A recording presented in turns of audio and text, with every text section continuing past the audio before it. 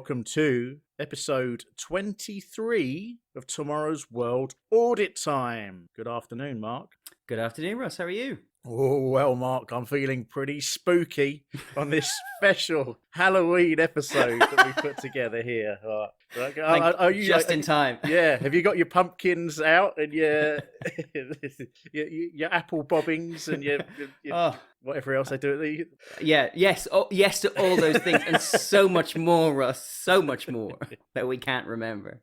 Yeah. I mean, with our typical timing, we've decided to do a Halloween tie-in episode a mere 2 weeks after Halloween. Fashionably on time. Yeah. So we've picked the episode of Tomorrow's World closest to Bonfire Night on November the 4th, 1992, which is just 1 week after what I consider to be the finest piece of television horror ever created, Mark. And that is the BBC Screen One drama Ghostwatch, which was broadcast on Halloween night 1992. Now, I believe you didn't actually see it at the time, did you, Mark?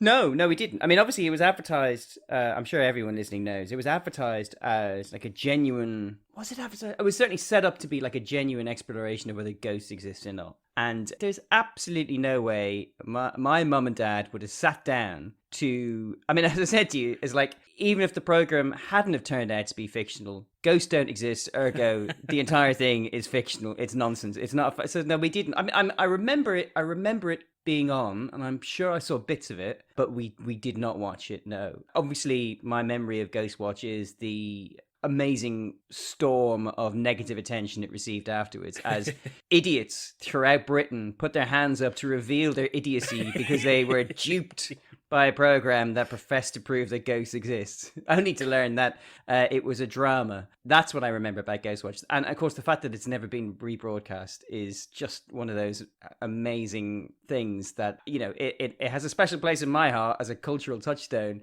even though I never saw it. It was only for this that I watched it. We can talk about that in a minute. But yeah, no, that's my memory. Was you actually sat down and watched it? So I like a little boy cross-legged in front of the screen. I from a very, very early age, was always interested in ghosts and spooky things. I always used to read all those books about the unexplained and all that. And this was like long before the X-Files made it, you know, popular and everyone did it. I would spend, you know, my childhood always reading about, you know, ghost stories or UFOs or all those sort of things. And so anything to do with, you know, ghosts or the paranormal or anything like that, I was all over it. I don't know whether necessarily I don't know. It's one of those things. When you're a kid, you're able to kind of believe in things that you kind of know aren't. It's kind of like, you know, kids believe in Father Christmas, don't they?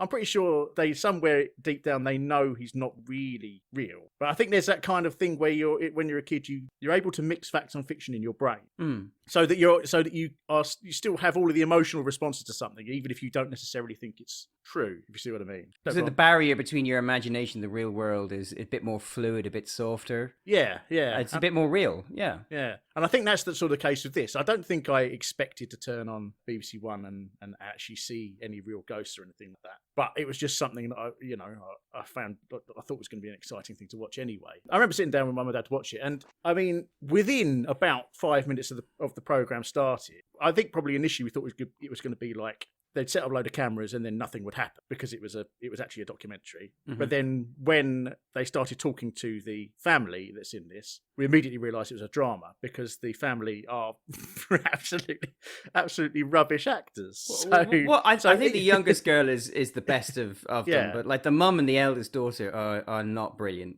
to say the least. No, and even as an 11-year-old, I could see, this isn't real. They're clearly actors, which I think is just like if me as an 11-year-old could see that they were actors within 5 minutes of watching this thing, how the hell so many members of the British public were genuinely fooled by it, especially as like the stakes get increasingly silly, not silly, but increasingly sort of magnified out of all proportion that a TV program could possibly show as the show goes on. That is a testament, isn't it, to the gullibility of some of the British public. And I think probably the makers of it probably didn't realise how colossally...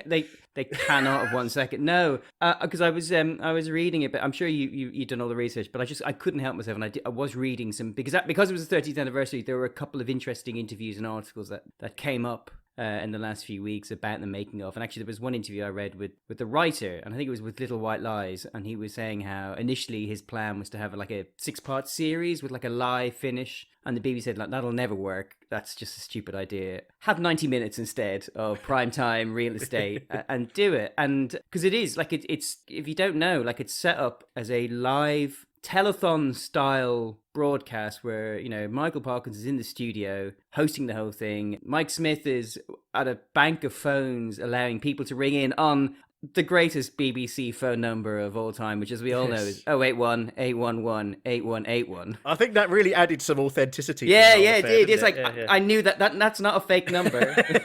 That's a real number. Yeah. That's not a 555. That's a real, genuine BBC number that we all knew.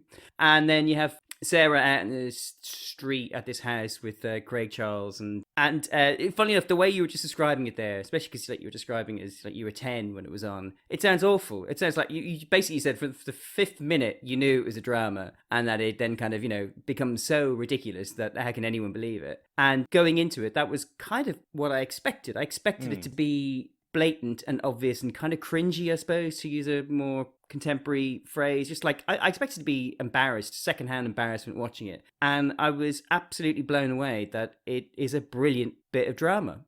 And because you can tell that they put a lot, because so remind me, you said you showed it to a couple of people who were not British and who are younger than us. Yeah, so I showed it to Eric, who's a 30-year-old Swedish person, and I showed it to Monique, who's a 32-year-old or 33-year-old Dutch person. And Eric's main comment was how old-fashioned the phone technology was. and then he fell asleep after about 10 minutes. Yep. And Monique just kept complaining about how bad the acting was. Couldn't believe that anybody could possibly take this seriously, and suggested that Mike Smith looked like Donald Trump. Oh, wow. Okay.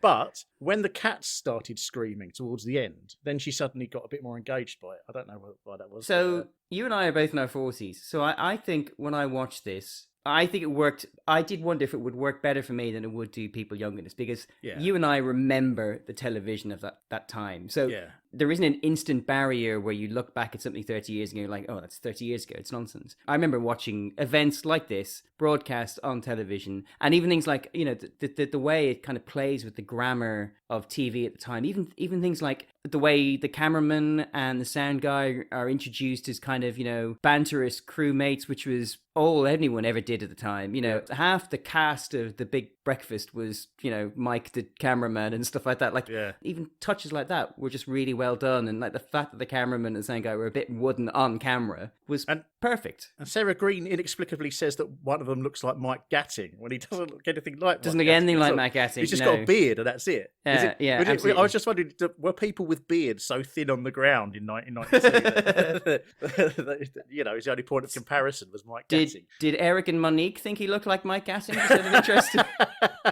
I don't think they not big Gat fans. The the Europeans, the Dutch and the Swedish aren't big Gat fans. No. So the thing is, like I suppose I was able, unlike Eric and Monique, and I completely understand where they're coming from. I was able to get over that initial barrier of like, oh, this feels like a shoddily made television program, because that was part of, I thought, the brilliance of it was that it was a shoddily made TV program, an expensively made shoddily made TV program. I think especially watching the first half. My wife watched the first half because I watched it over 2 nights. I don't think she was terribly engaged by it at all, because the first half is actually quite slow and boring, a bit like these TV programs were. And then it then goes from 0 to 60 incredibly quickly. And the second half I just thought was so audacious and compelling. I was really impressed by the kind of the emotional journey it takes you on, where like you're led to believe that this family, 2/3 of whom can't act, this family who live in this house in a London suburb are haunted. Is it London suburb? Well, of course it is. The BBC are filming on location. It's probably Shepherd's Bush. Let's be honest. Yeah. They're haunted, and it's really bothering them. And it's things like, you know, the children kind of have scratches in their face and all these little things, and you know, there's banging, and it's very upsetting. And then about the halfway point, the BBC crew realise that the most recent version of the banging that they captured live in TV is being done by one of the daughters. Yeah. And so that, you know, the emotion of the program just drops, and it's completely flat when you realise, oh, well, you don't realise, but like, oh, it's fake. Of course it's fake.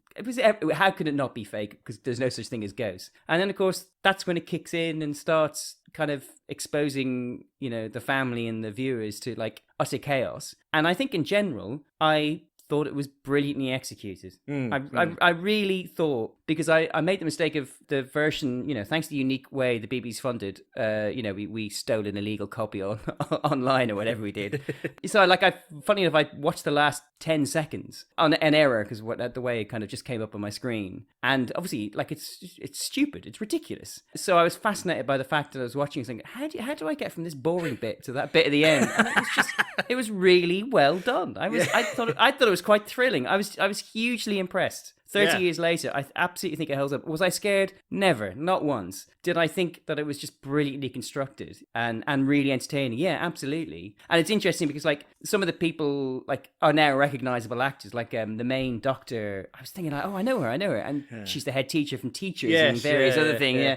And the guy live from New York, it's he's the American guy who plays every American on every kind of slightly B-budget BBC program. And he's your go-to guy. And so there's all the stuff like that which does take you away. But you were talking about acting earlier. It's but I thought Mike Smith and Sarah Green and Michael Parkinson actually were brilliant. It was quite a good touch to have old Smithy and Sarah Green there because they're obviously famously a couple. So it adds a little bit of extra... Yeah, his concern for his wife kind of is one of the kind of the core emotional ingredients of the show. Yeah. But I mean, it's nicely done. Apparently, I don't know whether they've ever come out and said this themselves, but I think the sort of the story is that the BBC essentially threw Sarah Green and Mike Smith under the bus after this. Really? And that's because they kind of stopped working for the BBC, not much longer after this, and that's why we saw less and less of them after this, and because the BBC kind of tried to wash its hands of the blame for all of this, and I don't know, rightly or wrongly, they felt like that they were the ones getting blamed. And I've read online, I read a rumor. This may have been mentioned on a previous chart music, or I'm not sure, but the BBC are not allowed to show repeats of Top of the Pops with Mike Smith in them. They have mentioned that, yeah, when he's presenting, yeah. And the rumor is because him and Sarah Green were so pissed off with the BBC about the way they treated them after this. That's one of the reasons why they don't let the BBC show Mike Smith episodes at Top of the Pops. God, that's really interesting. Yeah. That's really sad. That actually makes me slightly annoyed. Yeah. I mean, I think I don't know why the BBC reacted quite so badly to it. I mean, they were still pretty much at the height of their powers in 1992. I'm pretty sure they could have just shrugged it off. They could have just gone, I mean... Easily. What are you going to do about it? Not just shrug it off, but say, do you know what? We're going to repeat it. Yeah. Next week on BBC Two, people who missed it first time round, this is what your idiotic neighbours are on about. You judge for yourself. I tried to... Maybe you've done better than me. Actually, last night, I just out of interest, I thought to myself, I wonder how many people watched it. Because obviously it was watched. Yeah. And I couldn't track down the viewing figures, but I saw a reference somebody makes to 11 million people having watched it. Yeah, that's live. the figure I found. I found 11 million viewers, which obviously now would make it the number one broadcast show. It made it. It was 9th for that week. Yeah. It was sandwiched between, I think, Casualty and Big Break, which was in terms of viewer figures.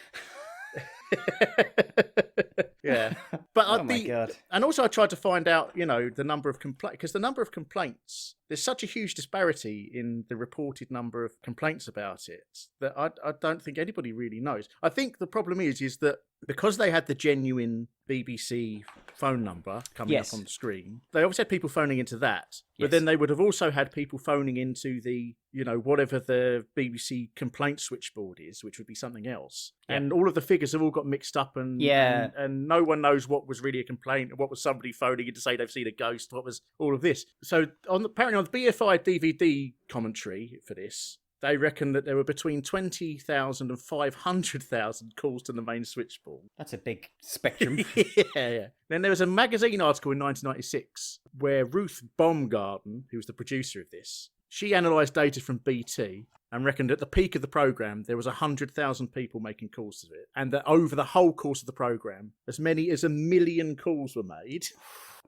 Which is insane. But then there's this episode of Points of View, which I might play you actually. Oh yeah, there's an episode of Points of View from the week after, and Anne Robinson in this clip, which I'll play you. She says that there were 835 calls to the duty office, in which 382 people said the show had been an insult to their intelligence, 275 found it to be in poor taste, 62 just had a general moan, and 116 thoroughly enjoyed it. So Anne Robinson's completely just brushing it off as nothing. Yeah. And then there's another programme called Bite Back, which is kind of like the BBC's version of Right to Reply, with Sue Lawley. And Sue Lawley said that there have been 20,000 calls made to the BBC Switch. So, I mean, who knows? I don't know why this stuff isn't recorded properly, or I don't know. But anyway, I'll just play this.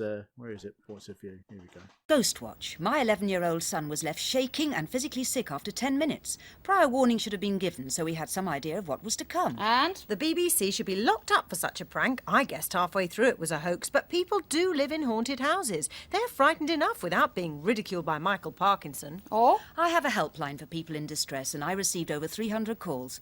In fact, I thought Ghostwatch was brilliant, but it was introduced as a drama, and many of the people I helped did not understand that drama means fiction. And thanks to Joe Soton of Staffordshire for that call, because it is, you could say, at the heart of the matter. Anyway, for those who are busy out tricking and treating or listening to Radio 3, Ghostwatch was advertised in the Radio Times, TV Times, etc. as a Screen One special drama for Halloween by Stephen Volk, starring Michael Parkinson, Sarah Green, etc., etc., followed by a brief resume which ended BBC TV turns the camera on ghoulies, ghosties and things that go bump in the night. And then there was a cast list like this. Not everybody, or even nearly everybody, of course, gets a Radio Times or TV Times. Ghostwatch kicked off at 9:25 with Screen One credits and then switched to Michael Parkinson in a studio with specifically Dr. Lynn Pascoe, played by Gillian Bevan. And Mike Smith, who played himself. Here's Parky setting the scene with Sarah Green, also playing herself, and the Early family, they incidentally played by Brid Brennan, Michelle Wesson and Cherise Wesson. And who were builders living in a haunted house in Foxhill Drive, Northolt, where at this particular point, well, not a lot is happening. While we search for that piece of tape, let's find out what Sarah's up to. Sarah, did you hear that? Somebody thinks they've seen a presence in the house. Today? Yeah, you've not noticed anything this evening, have you? No, nothing to report from here yet, except how absolutely useless I am at apple bobbing. Well, it doesn't look much like a Screen One, but hardly the sort of stuff to frighten the cat. And it ambled on in this vein for the first 40-odd minutes, until things did start to happen. Here's Sarah again, and Suzanne Early now sounding completely different. I don't know what's going on. Can you hear this? Smithy? Michael? Dr. Pascoe?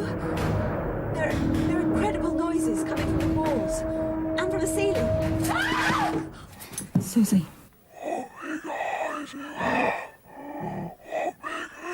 Stop it!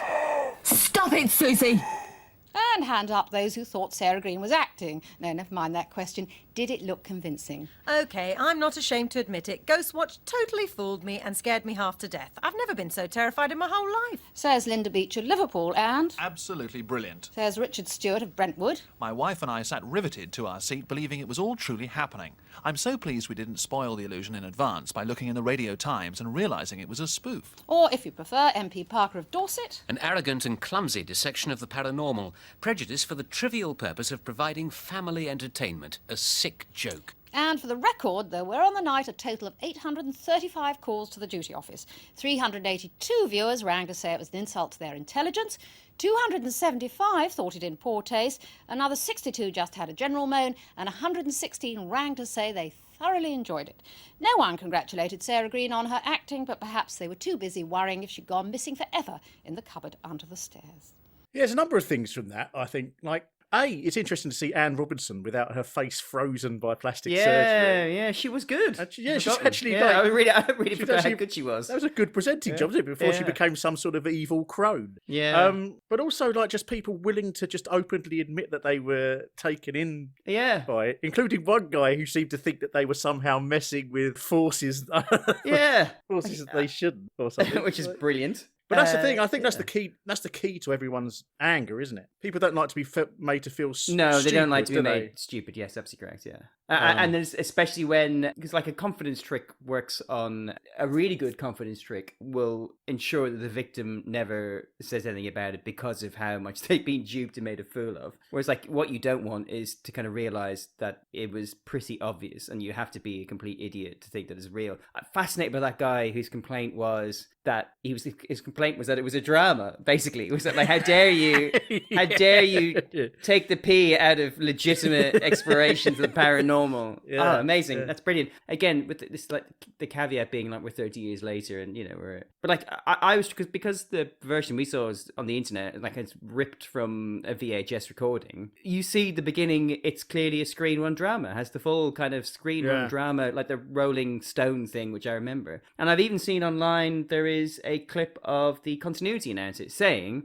"Up next is a screen one drama presentation of." Yeah. And I think he maybe even says it's written by Stephen Volk or whatever. Like but they're not hiding it. But of course, like the thing is, if you miss all that and you join in after like 2 minutes, it's not flashing a chiron on screen saying this is not real. This is not live. This is pre-recorded. Because that's the thing. Is like the one thing I liked reading the interview with Stephen Volk was that he was saying that obviously it was recorded. It wasn't live. It wasn't going out live. None of it was live. It was all sitting on a tape and the BBC playing out. But they had to man a phone bank because they wanted to use a real number. Yeah. And people were really ringing in with their stories of possession and poltergeist and obviously they were ringing saying, oh my god, in the background we saw a shape and a figure. It's like in a weird way, like the fake phone calls they use in the script and in the drama were very similar to the ones they actually got, he was saying, which I thought was absolutely fascinating. Yeah. And I do think though that obviously afterwards they all claimed that there's I won't show it to you because it's too long, but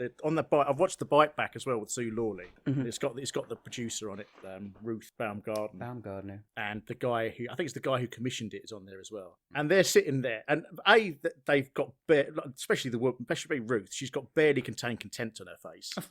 But they're also sitting there going, oh, well, we didn't mean to fool anybody with it or anything like that. And you're thinking, I think maybe you did mean to fool some people, because I've also read that Stephen Volk, when he was putting it together, suggested that they play actual like dog whistles on the soundtrack, so that it made everybody's animals go mad at home. Yeah. Obviously, apparently that's technically not possible because a TV speaker doesn't get that high, doesn't get the frequencies to do that. But that is not the actions of someone who just wants it to be a drama, is it? That's something who wants to wind people up at home. Yeah. So I think they might be a little bit dishonest about that. But I think it's just something that got out of hand. Actually, I was looking at a few different facts about this, and it is the first TV program to ever have been recorded to have caused PTSD, which is quite a claim. Wow. Yeah. It was in a British medical journal. Somebody reported that 2 10-year-old boys were reported to have got PTSD from it. And then doctors responded to the article and described a further 4 cases in children aged 11 to 14. But they were all okay after a while. It's fine. They grew out of it. I mean, I had pretty much PTSD for about 2 days afterwards. I remember not being able to sleep a wink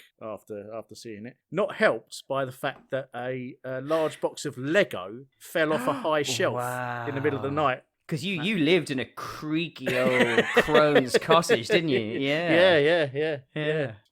So you were scared by it then? Absolutely. Like, even though you knew it wasn't real? Even though I knew it wasn't real, I still found it utterly terrifying. And like I said, I think it's that sort of like that ability to kind of blend facts and fiction in your brain, sort of, Yeah. And it was just unbelievable. I'd never seen anything like it at the time. I think probably no one had ever seen anything like it at the time. I mean, we've all seen, Blair Witch and all that sort of stuff now, but there's not really been anything like it before that, except, I don't know, Orson Welles' War of the Worlds or something like that. Really. Yeah. I did see that reference a lot, and you kind of think like it's hyperbole. But then when you start like the points of view there, or just the sheer chaos that erupted afterwards, it's like, no, actually it is a pretty good analogy, or because people were genuinely believed that they were watching a haunting, and I assume extrapolating out, because the whole point of the program, what we because I just want to before we move on, like I want to talk about a couple of things I thought were really brilliant, and then a couple of things that just don't work. Yeah. One that was really brilliant that I know both you and I agree is like there's a brilliant twist in it. A framed photograph falls off the wall and collapses behind Sarah Green, which seems like just a trick. That actually becomes a really important plot point, because later on, the whole house explodes, not literally explodes, like it goes chaos, and the feed gets cut, and they can't get back, and then eventually they get some pictures, and you can see that everyone's around playing a game, and so the doctor notices that the photograph is back on the wall, and that we're not seeing live pictures. Somehow we're seeing pictures from before, which is just a brilliant, it's a twist we've seen a few times since, but I don't think I've ever seen it as early as that idea that we're seeing fake images broadcast to us by something else, because we're not to see the real thing that's going on. on is brilliant, really well done. Because like there's this lovely scene where like she just something's not right, and then she kind of walks over to this big bank of TVs and she's like staring, and then that's when she notices the photo is still there, and then that leads to the whole idea of the program is that ultimately the program unwittingly becomes this huge national seance. And that Pipes is basically being this evil spirit is basically being freed from this home in Northolt, and he's the BBC unwittingly beaming him into everyone's house.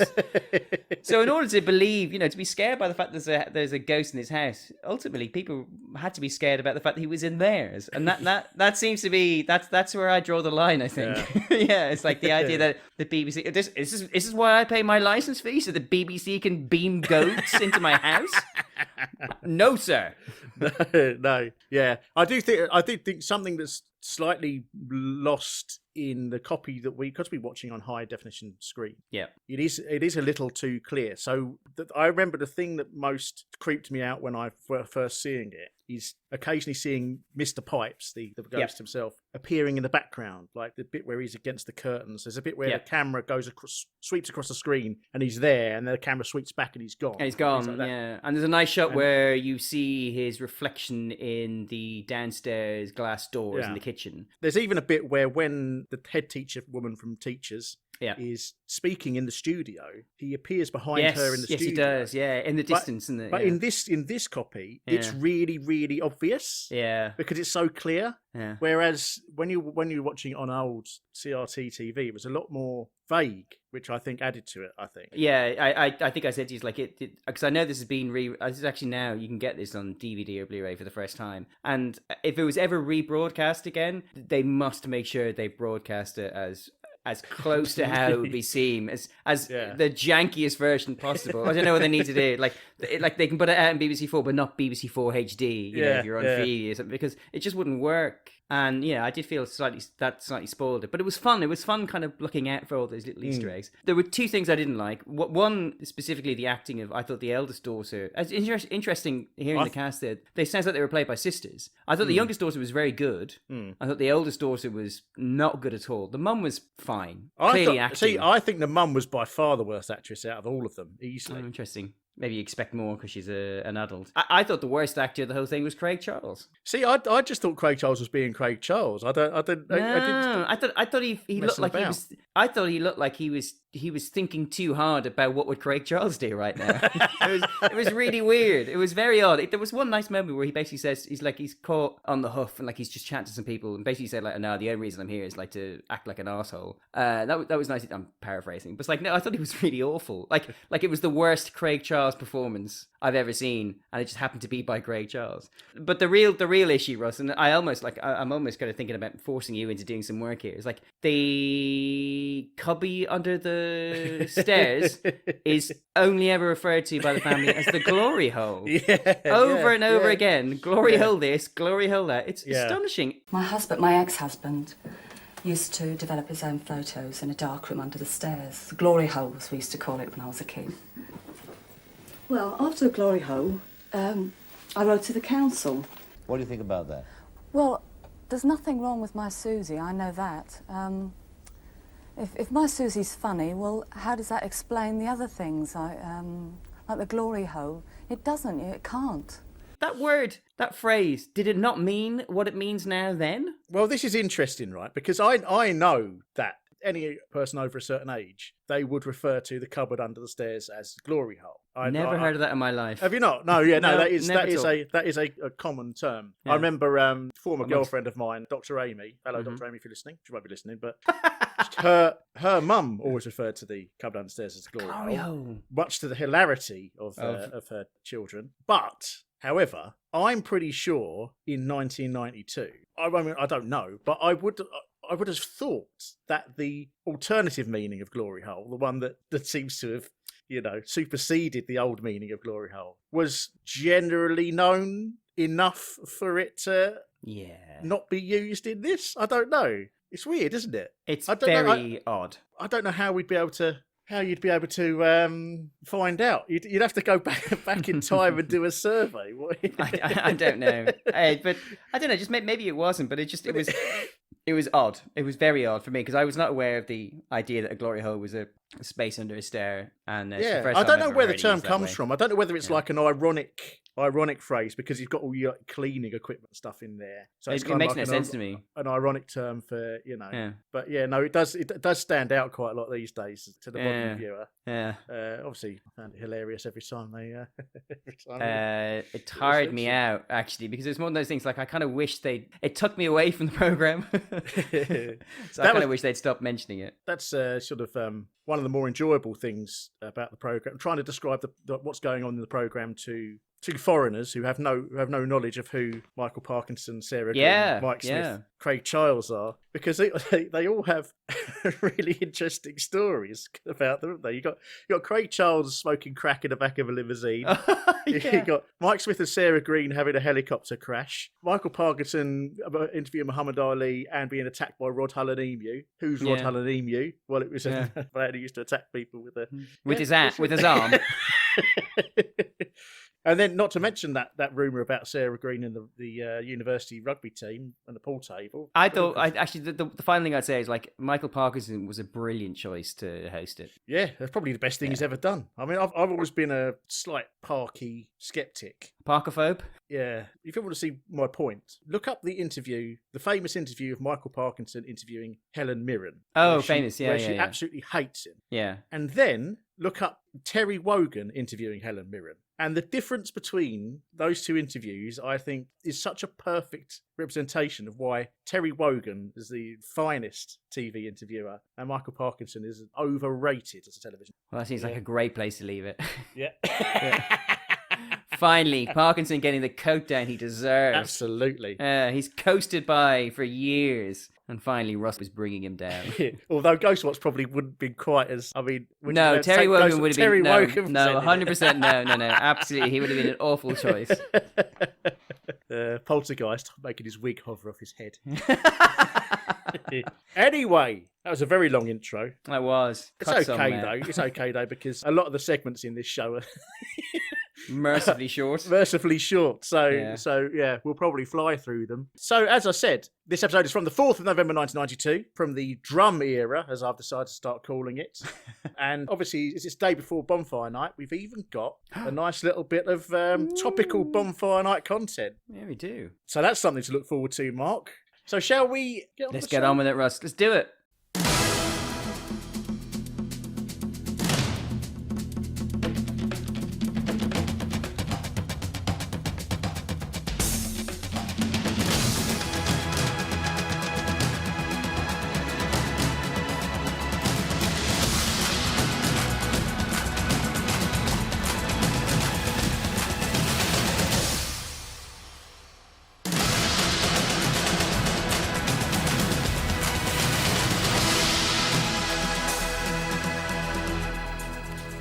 And welcome to tomorrow's world. Tonight's attractions, the magnetised metal that stretches like magic, the plants that provide power. They're turning fields yellow, but how green is the fuel?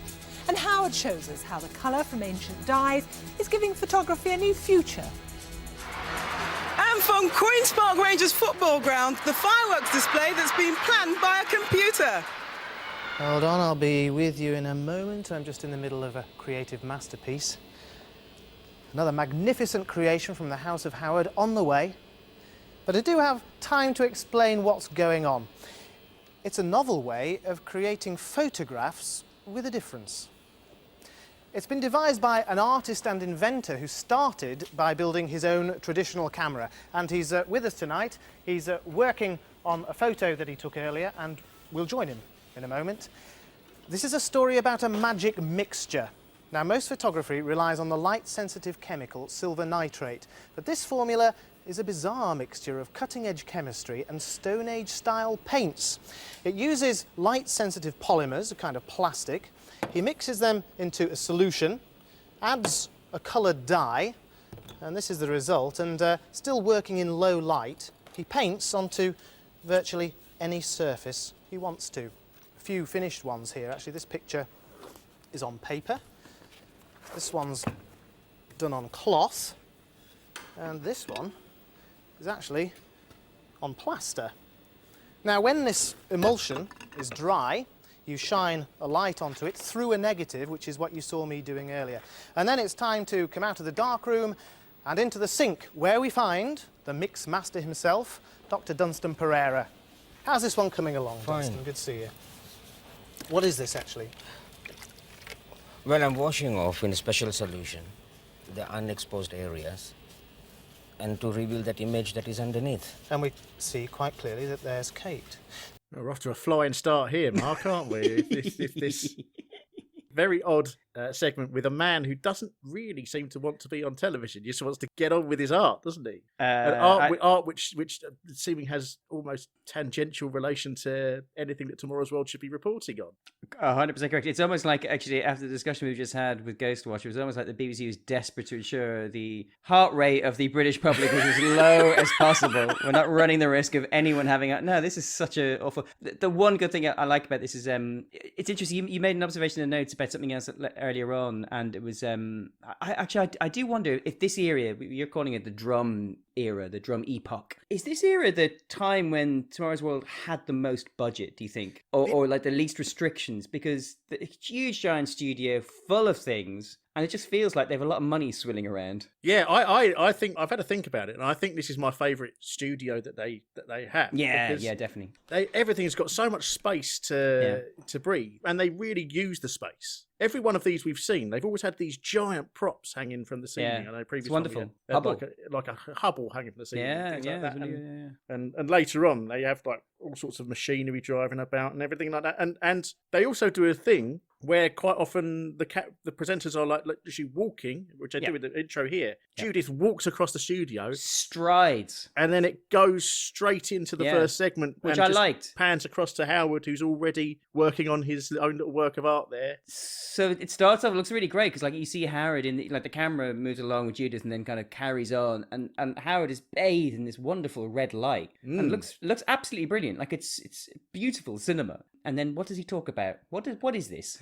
we discussed in episode 20. We discussed. I think we had a good discussion about art as something to be discussed in Tomorrow's World. It was about the Sensor, which was this kind of robot that a Dutch artist had created that, in theory, could hear and see people and would respond like Les from Riese Morta would respond to positive and negative stimuli by either kind of going towards things or recoiling. And I personally, I love art, but I don't think it has any place in Tomorrow's World. And ultimately, this is about art. This isn't about progressing technology, and it isn't about what might happen. It's about this one guy who ironically has created this light sensitive material that can be painted onto different surfaces, but he himself is bathed in darkness and you can barely make him out. He is recoiling from any light source himself. So it's difficult to make him out, actually, and he's not terribly charismatic. His art is okay. He's strangely unresponsive, isn't he? Very unresponsive. There is a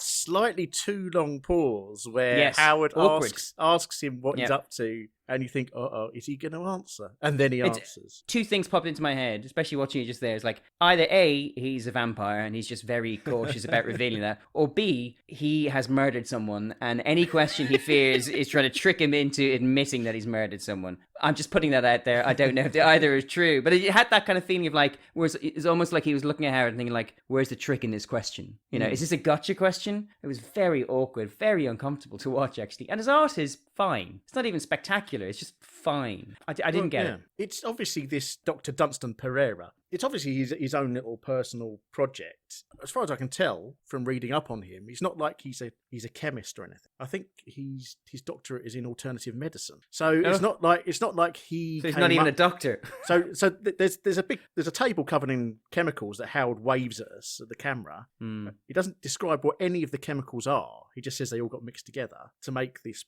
special photographic paint. It's not like this doctor had invented this special photographic paint. He was just using it for his art. But so it's only his own little personal project. It doesn't have no wider applications really, and it's kind of based on old photographic technology that probably even somebody some scientists in Victorian times could probably have done an approximation of using whatever they were doing with early photography. So it's a very strange one. But reading up on him, he's worked as a stills photographer in the film and television industry. So I suspect that maybe he's a mate of someone. I was about to say, because the real question I had is, how did this end up on this show? It's like, because he's inside. He's in the business. Yeah, he's a mate of someone. So Gotcha. they just said, oh, that's interesting. Why don't you come on Tomorrow's World and fill some time? But he did get, subsequent to this, some people convinced him to start selling this kit, like for other people to use, this selection of chemicals. And I found a review from some sort of camera magazine or photography magazine of the kit. It was called the Heliochrome kit, and he started selling them in 1995. The reviewer warns that none of the chemicals that come in the kit have any sort of safety labelling on them. And, wow, okay. And he, because the guy's an expert, he knows for a fact that one of the chemicals in the kit is definitely a dangerous chemical. Yeah, But there's no... So it sounds like that, maybe Dr. Dunstan was just putting these together in his kitchen and posting them out. He also said it was quite difficult to master the process, and the kit cost over 60 quid, which in 1995 is a hefty fair sum. old amount. Yeah. But Dr. Dunstan Pereira was born in 1938 in Sri Lanka, but then moved to London as a young man. I suspect he's probably still alive because he had a exhibition of all this. He's still doing exactly the same thing. Wow. But his last exhibition was on the Isle of Wight in 2019. So that suggests that he's still around. The most recent sort of media appearance by him, I found, was in the News Shopper newspaper, which is a South East London newspaper, because he lives in Charlton. If you go to the bottom of our notes, Mark. Oh, okay. There's a photograph of him looking disgusted outside his flat. Oh my gosh! Wow.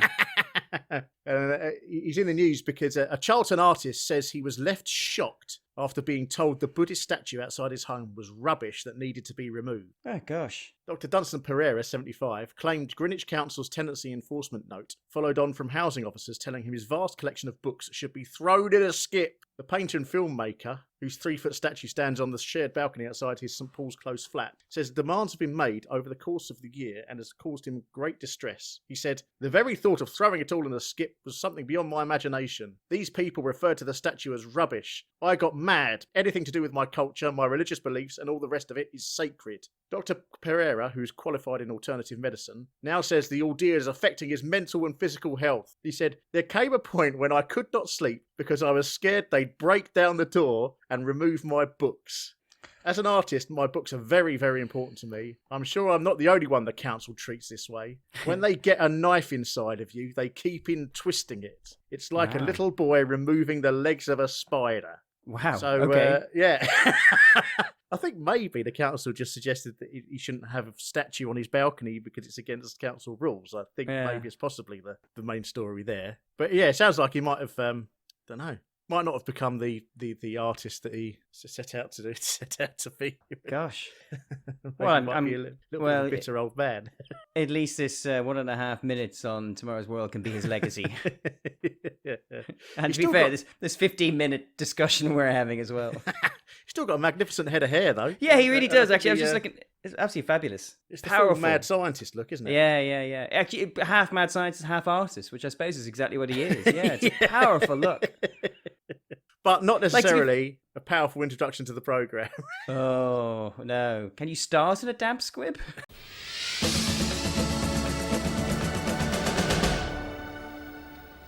The World Health Organization have just announced they're withdrawing a promising vaccine against measles, which they had hoped would prevent the death of more than 1 million children every year. The conventional measles vaccine, available since 1963, can only be given to children over the age of 9 months. Before that, it's destroyed by antibodies from the mother still carried in the child's blood. In the West, babies are seldom exposed to measles, but elsewhere in the world they are, and it is a major killer. But this was set to change. In 1990, the WHO recommended a new high-dose vaccine which could protect children as young as 4 months to be used in developing countries. Sadly, 2 years later, the bubbles burst. Monitoring has shown that although it's very effective against measles in early life, the new vaccine increases a child's risk of dying of other diseases, and it's now being withdrawn. Disheartening news. But researchers do stress that the conventional vaccine is still protecting 3/4 of the world's children against measles. Kate Bellingham there, introducing us to what I'm going to call the uncomfortable chair of news. I don't know, I assume this is going to be a thing that they come back to repeatedly, where sort of there's just extremely uncomfortable looking chair in the middle of the studio. Kate sitting on it, telling us whatever she's read in this week's copy of New Scientist, or like an angry, Ronnie Corbett. This is a very quick little segment. My main takeaway from it is that it seems like the World Health Organization had essentially been testing an experimental measles vaccine on the developing world, and then had to withdraw it when they discovered it was killing people. Is that not what it comes across to you? 100%, Russ. Yep. As I said to you before, it's like things like this always remind me of one thing and one thing only. In the Brass Eye Peter Geddon episode, there's a little small sketch where the paedophile Sidney Cook is blasted into space in his little kind of space prison because he's such a bad nonce. But they accidentally leave an 8-year-old boy on board, and the spokesperson says, "This is the one thing we didn't want to happen." And this was going through my head. It's like, you design a vaccine to protect children from measles, only to kill them with every other disease going, which is the one thing you didn't want to happen. It's astonishing. Yeah. It's just such a weird.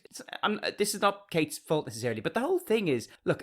The other thing I thought dawned on me is, like, you can understand why people are non-vaxxers, Russ. If how many stories like this were there, do you think, at the time? Where it's like, basically, she just kind of, she talks about, it's like, it's a bit disappointing. It's a shame, really. The bubbles burst and the possibility that how many kids have died? Genuinely, how many kids have died? Not mentioned. How on earth did this happen? It's not mentioned. What happens? Are the children who died, are their families going to be compensated? Not mentioned. No. Are we just all going to kind of collectively turn a blind eye and go like, well, we'll chalk that up as, we'll call that a mixed bag. Yeah. It's amazing, isn't it? And like, and she just rattles it out in 40 seconds. Like, this should be headline news. Yeah, that is, I mean, the latter is the case, isn't it? That's just going to be... Oh, well. I mean, who's to say they would have died anyway? Hey, look, you can't learn lessons if you don't make mistakes, guys. We'll be better next time.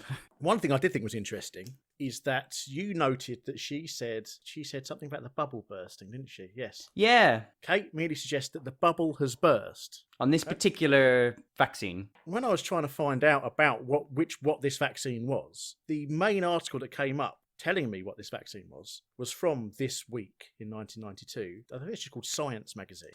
And that article used the phrase, "the bubble has burst." Oh, really? Have they included that as a nod and a wink to the fact that they've used that article? No. Or are they so lazy that they just copied that article verbatim? That's a did Control C, Control V exist back then, Russ?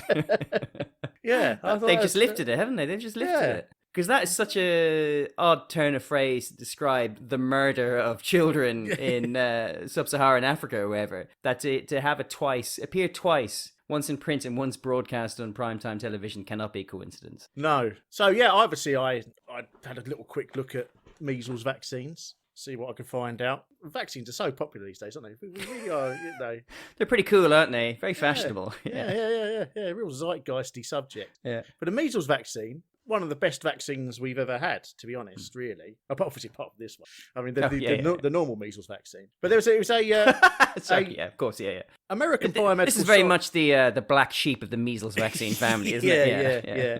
Biomedical scientist called John Franklin Enders. I don't think I'd heard of before, but everybody should have heard of, because he must be the man responsible for saving more lives than almost anybody on Earth, ever. Because he won the Nobel Prize in 1954 for inventing the polio vaccine. And then after he won that, he went, right, let's try and vaccinate another disease. And he decided to choose measles, because measles was actually much worse, like a far more damaging disease than polio in terms of, like, it was one of the most infectious diseases ever to afflict mankind. And before he developed his vaccine, there would be approximately 30 million cases per year and over 2 million deaths per year from measles. Which, puts modern diseases in a bit of context, doesn't it? But yeah, so he sent his assistant, Thomas Peebles, to a school where there was a measles outbreak, and they took a swab from an 11-year-old school kid called David Edmonston. And from that, they developed the vaccine. And the vaccine was called the Edmonston B vaccine strain. And to this day, that is still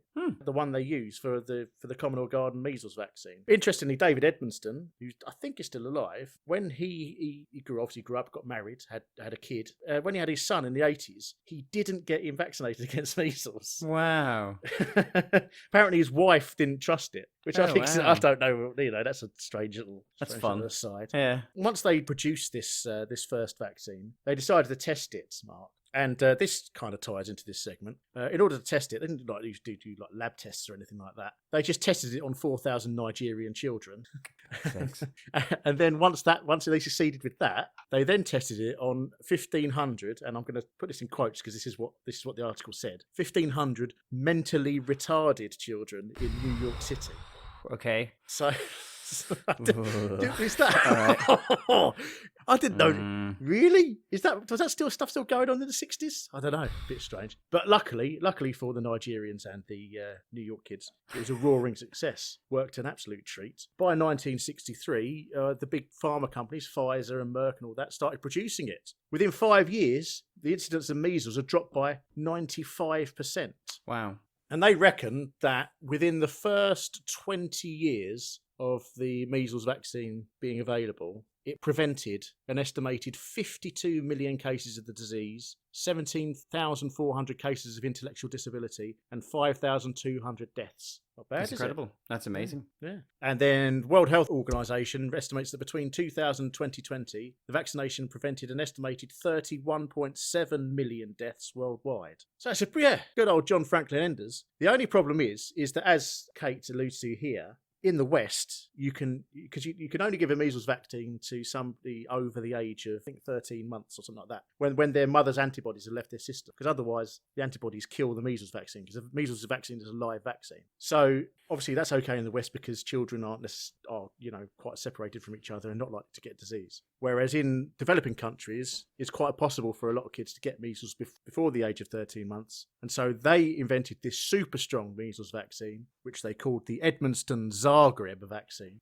And the idea was to inoculate children earlier than 13 months with a super strong one that wouldn't be killed by the mother's antibodies, which it did. It actually did its job perfectly. And they tested it in Guinea-Bissau, Haiti, and Senegal. They quickly discovered that the children given the new vaccine had a mortality rate. In Haiti, it went up by 20%, and in Senegal, it went up by 80%. Wow. Because they weren't entirely sure what was going on, but they're pretty sure it was basically immunosuppression. So the vaccine was coming in and wiping out the rest of their immune system. So they became immune to only measles, and everything else they became susceptible to. So they were just dying of a broad spectrum of other diseases that people die of in developing countries, like pneumonia or parasites or diarrhea. So yeah, that's why the WHO stopped it in 1992. And I don't think there's been any attempt to introduce a different one since. I mean, a lot of people in the developing world still do get measles, but there's not much they can do about it, really. It's probably better that they do than they give them this super strong vaccine and they end up dying of something else. I guess that's really interesting. Yeah, the best solution is to make sure the developing world stops being poor. That's usually the solution to these things, isn't it? It seems to be a solution to a lot of things, Ross. Yeah. So yeah. And on that cheery note.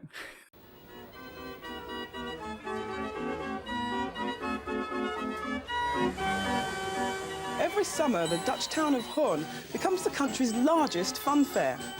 There are barrel organs and candy floss. And if you're lucky, you could even win some delightful Delftware. But for some real thrills, you need to play with gravity. The excitement comes from being thrown and pushed around by the speed of the turns. On rides like this, forces can reach 3.5 times the force of gravity. Any higher and it gets to feel really uncomfortable. None of this is that comfortable. But in Holland, they have a machine that can top this. It puts out the highest gravity on Earth. Not here at the fun fair, but in the giant concrete pit under the town of Delft. Not 3 times the force of the Earth's gravity, but 300 times. It would reduce anyone in it to the thickness of a waffle. And to see just what unearthly forces like that can do, we've got a Dutch demonstration. But it's not for fun. Extremes of gravity can tell you a lot about how materials behave under stress. The massive forces in this centrifuge will come from the arm being spun at over 600 kilometers an hour. To reduce the effects of air friction, the chamber is sealed and the air pumped out.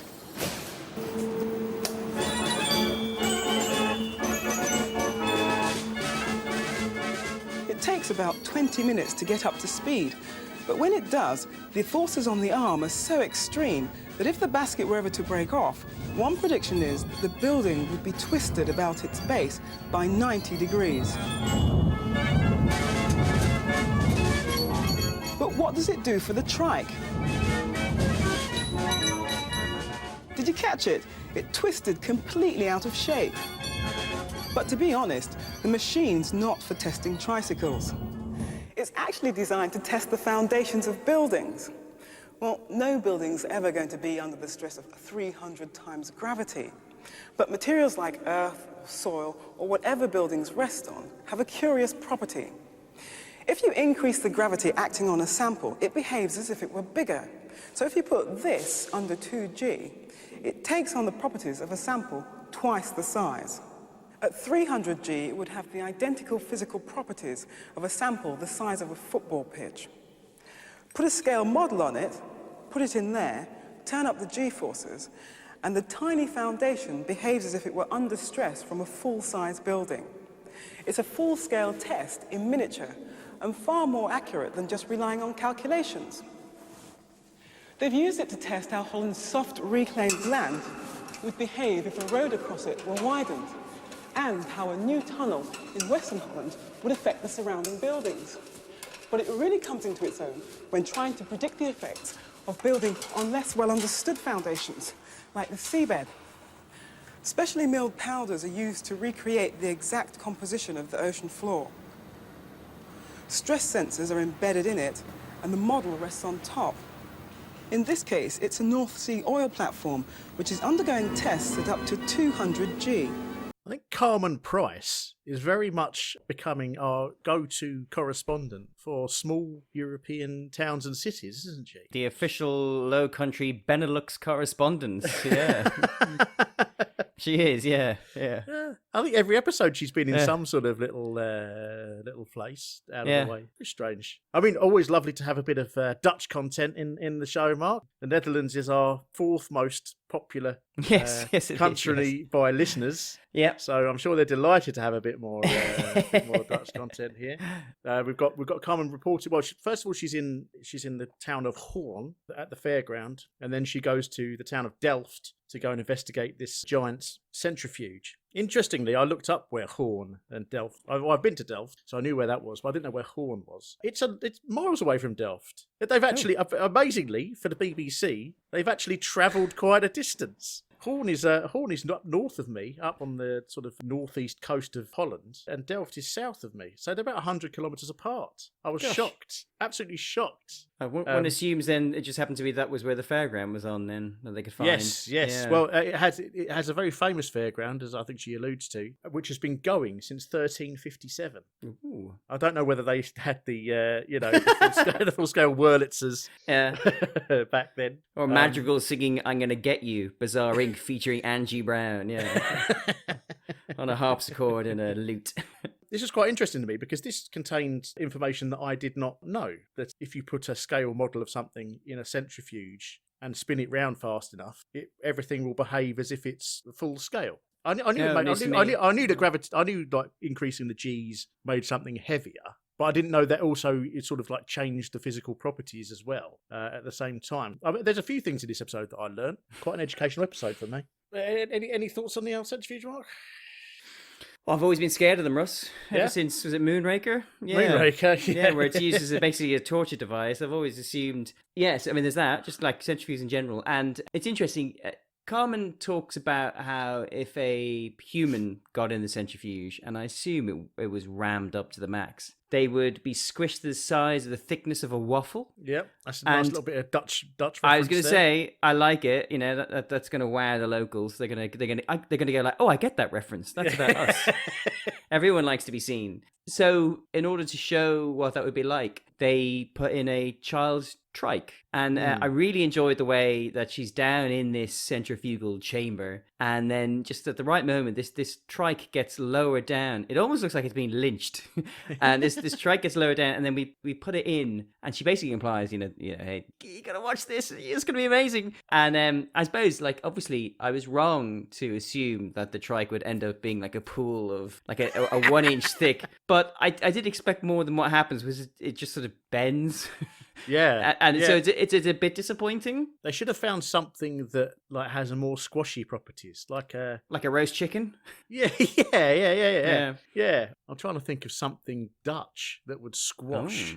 No, an Edam wouldn't squash; it'd be too firm, wouldn't it? You need something squishy that would then go flat. Yeah, because that would have been really impressive. So that was a bit disappointing in an actually well directed and presented segment. Like, it's really nicely done. It's quite fun to watch. That was a bit of a disappointment. I think we both enjoyed the fact that she's on the Wurlitzer, and although it looks like her hair is trying to waterboard her, the way she's kind of trying to fight it off her as she's spun round, it cuts to her on the arm at the centrifuge, and there's flashing lights. And that was a nice little segue. And equally, when the guy operates it, he presses this lovely chunky green button. That's when they launch the fairground music again, which I thought was nice. Like they're really kind of leaning into this conceit. Yeah, I obviously like the idea that that really is happening. Yeah, of course, absolutely. Yeah, absolutely. And there's a guy just outside the by the way, the darkened lab with brightly coloured gels.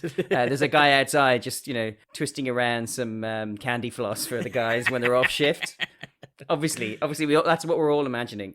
In general, I thought it was really nice. But like, and I like you, I wasn't aware of this idea that an object whose gravity is increased has the properties of something, appropriately larger of whatever it is you're trying to test. And it is nice that obviously they use the model they use is, of course, an oil rig. Yeah. I mean, I think we're going to tick a lot of our tropes. This episode. It's a lot of fun. I'm optimistic. I am optimistic. That platform didn't look like it was. I mean, well, it looked like it was buckling under the pressure of the Dutch hands that were plating it inside the centrifuge. Yeah, it wasn't like welded together metal as you might imagine it would be. They seemed to be bog rolls and shoe boxes to me, painted grey. I think that the segment does end quite suddenly. It does. So I feel like they sort of showed us the centrifuge, then didn't really have any sort of conclusion because that's just what it does. It is what it does. It's still there. It is still very much used. But I think maybe the reason they had it is because it actually opens in 1990, so it was still relatively new. Oh, okay. Then, so I think maybe that was what was exciting about it at the time. But it's at Delft University of Technology. You can put a maximum load of 30 kilos in it, and you can spin that up to 450 RPM, which would give it 300 G of acceleration, I guess that is. So to put that in perspective, a roller coaster is 3G. Jet fighter pilot, Top Gun, would be 10G. And 150G would kill you. So, wow. So if you put Roger Moore on that, you'd have to crank it up to 150G before he, I don't remember any children's trikes in the most recent Top Gun. But the other interesting thing, and what they didn't mention here, is that not only does it do that scaling up of size, it also apparently does scaling up of time. So you can, if you want to recreate the effects of years worth of something upon it, if you increase the G, you don't have to do it over years. You can do it over. So, for example, if you conduct a test at 100G, it decreases the time span by 10,000 times. So if you're trying to work out a process that takes 27 years, such as, according to this scientist, the distribution of contaminated fluids in the subsurface, run it at 100G, and it'll only take a day to represent 27 years. Wow. So that's quite interesting, isn't it? That is quite interesting. It does seem very specific, because I was thinking like, how long would it take to boil an egg? And it was like, well, you'd have to kind of probably unpick the boiled egg at the atomic level from the surface of whatever it is. So I was trying to think, like, what are the practical applications of this particular thing? It's like, that's a really good example, but it's also probably a good example of like how there aren't many practical examples because in order to do it properly, you have to run it at 100 Gs. But I mean, it's obviously useful for the Dutch because they use it to test dikes, which are very important to the Dutch, to make sure that they're strong enough. And as I say here, North Sea platforms, although that's not as popular these days. The big thing they use it for these days is wind turbines. Obviously, they want to pile drive the wind turbines into the seabed. If they do it too soft, it won't go in far enough. And if they do it too hard, it will buckle the wind turbine. So they use this. They recreate the seabed in miniature, and then they have a miniature wind turbine, and then they test how much power they should be using to drive the wind turbines into the sea. So that's a big thing they use it for these days. There's a reason why it's in the Netherlands, because it's windmills and dikes. Yep, brilliant. Don't go changing. This bus is the first in Britain to be run on biodiesel. It's made from oilseed rape, the crop that turns our fields yellow in the summer. Some say that it's going to be good, this fuel is going to be good, just not for the farmers, but also for the environment. Its emissions are thought to be cleaner than those of ordinary diesel. And there's another advantage. It can be used in an ordinary engine. It doesn't have to, although I must admit, it does smell a bit like a chip shop in here. Now, over the next 3 months, a bus company in Reading is going to run this bus and a couple of others on rapeseed diesel. It's made in Italy, one of several countries already using the fuel. Rapeseed diesel is not the only energy crop that could be harvested on a vast scale and not just for transport. This tropical plant, it's called elephant grass, is another likely crop because it grows at a phenomenal rate, 13 feet in a single year. In Germany, elephant grass is being farmed experimentally in the Rhine Valley by a large oil company as a fuel for power stations. Another possibility is this. It's willow. Now, coppicing, or harvesting the stems and then allowing them to regrow, has been a cottage industry for centuries in Britain. But in Sweden, willow has been grown as a crop in fields, where it's been farmed commercially as a biofuel for 5 years. The willow, or the elephant grass, is harvested by giant machines.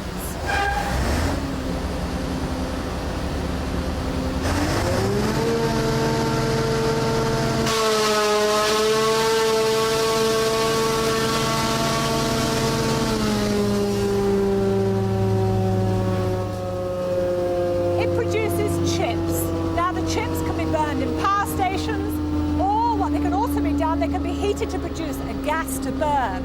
And that's what's being done at the first Willow power station in Britain, which starts up in Enniskillen at the end of this month. But biofuels are hardly new. In 1939, buses in London towed what were called gas producers, one of Britain's answers to wartime oil shortages. Wood was turned into charcoal, and it was shoveled into the trailers where it burned under special conditions to produce gas to run the buses. So why haven't we seen more of biofuels? Well, that's simply because gas, coal and oil are far cheaper. The new interest is definitely political. Under EC law, farmers are paid to leave fallow some land that's not needed for food production. But this summer, the Commission decided to allow them to grow fuel crops like this on set-aside land, and also propose massive tax cuts on biofuels used in transport. In effect, we might be subsidising farmers to grow crops like these. This, the EC argues, is a good thing not only for farmers, but also for the environment. But just how green are biofuels like this? It's often claimed that they won't contribute to the greenhouse effect because all the carbon dioxide given out when they're burned has been taken in by the crops when they grew.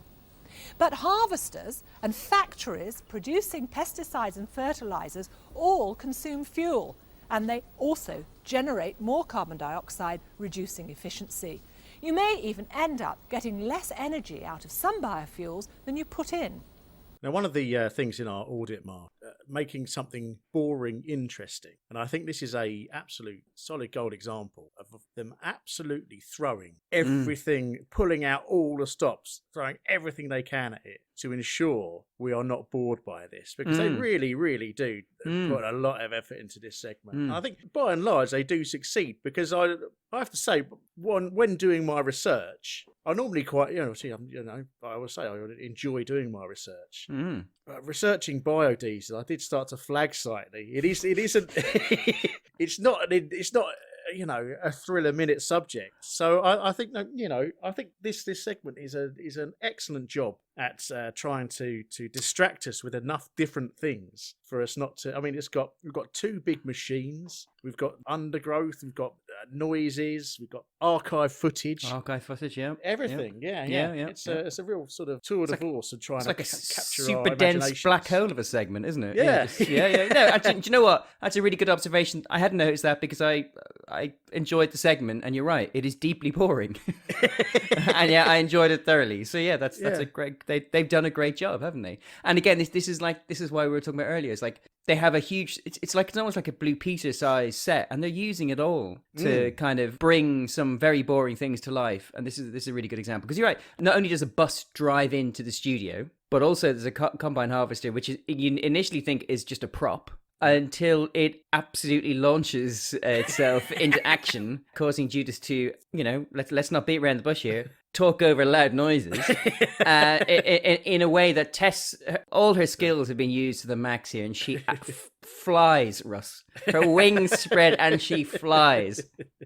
And yeah, once again, I learned something, because I had no idea about buses pulling along little coal-fired power stations during the war. That was an interesting little aside, wasn't it? First time I'd ever heard that before, Yeah. I think so much happens in this. I think we might need to break it down into chunks here. So we've got the bus situation, first of all. And I think this is the bus is the trigger here, because... So it's a Reading double-decker bus that comes on screen. The Reading bus trial of this rapeseed oil fuel started at the beginning of October 1992. So that must be the trigger for this segment to have been made. Yep. And then they've obviously decided that just having a bus that smells of chips wasn't enough, and that's why they've gone off on these tangents. Interestingly, Reading has a potted history with biofuel buses, I discovered. The chip fat powered buses only lasted until July 1993, because as Judith mentions, they were buying their rapeseed oil from Italy, and it was costing them 24 pence a litre. And the plan was to get some locally sourced rapeseed oil from UK, but no one would produce it or sell it to them. So, and at the time, diesel was only 10p a litre, so they just scrapped the project. Do you know what? Wait there 1 second, Russ. This is I'll be back in 20 seconds. I need to ask someone a question. Wait there. All right.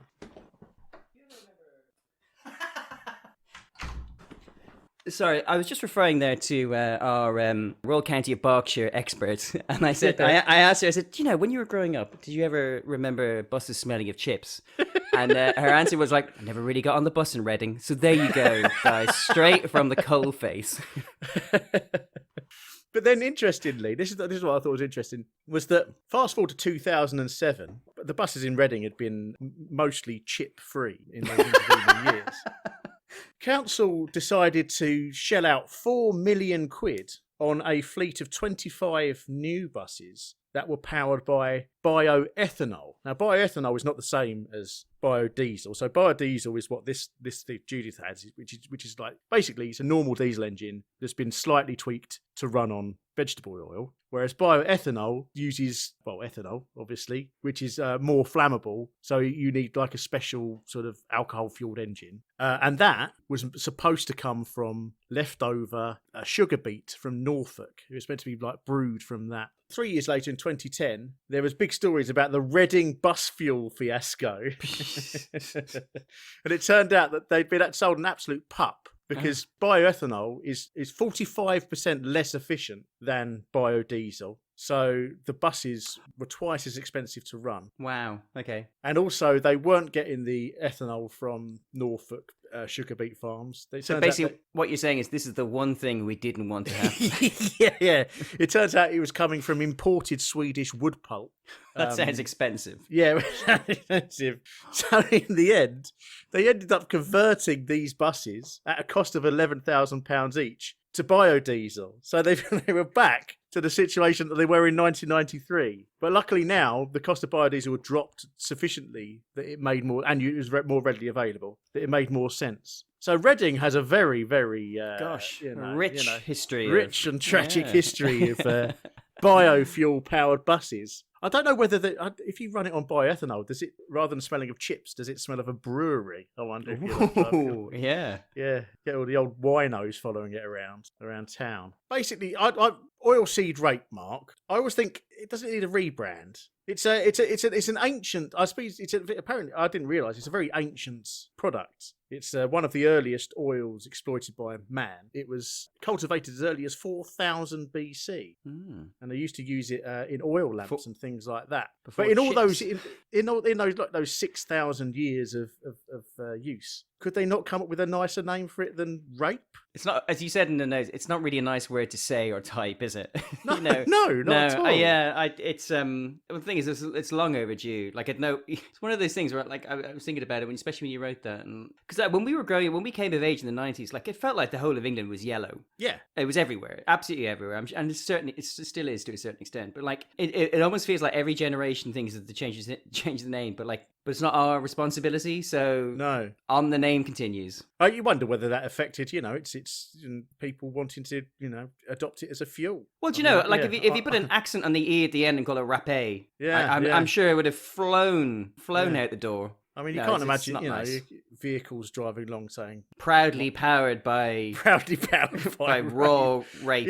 No, not really. But actually, to be fair, I think the Canadians of all people cottoned onto this. Because they call it? Well, I didn't realise this. Yeah, sometimes I see it in recipes and I didn't know this. So the Canadians rebranded it canola. Oh, so whenever you see canola oil in American recipes, that's actually rapeseed oil. Oh, there you go. And it was originally a trademark, which means the can is obviously Canada, O for oil, and LA for low acidic, canola. So maybe that's the thing. Maybe we just start calling it canola. I genuinely, I would be okay with that. But I don't work in the canola industry, so I don't know what kind of impact it would have. Yeah.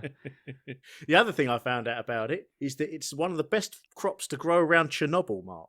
Oh, really? Because it doesn't mind growing in the radioactive soil, and it doesn't transmit very much of the radioactivity to its seeds. So you can grow it in radioactive ground, harvest the seeds, which is obviously where you get the oil from, and you won't end up with like a load of radioactive oil, which you might do with other things that you grow there.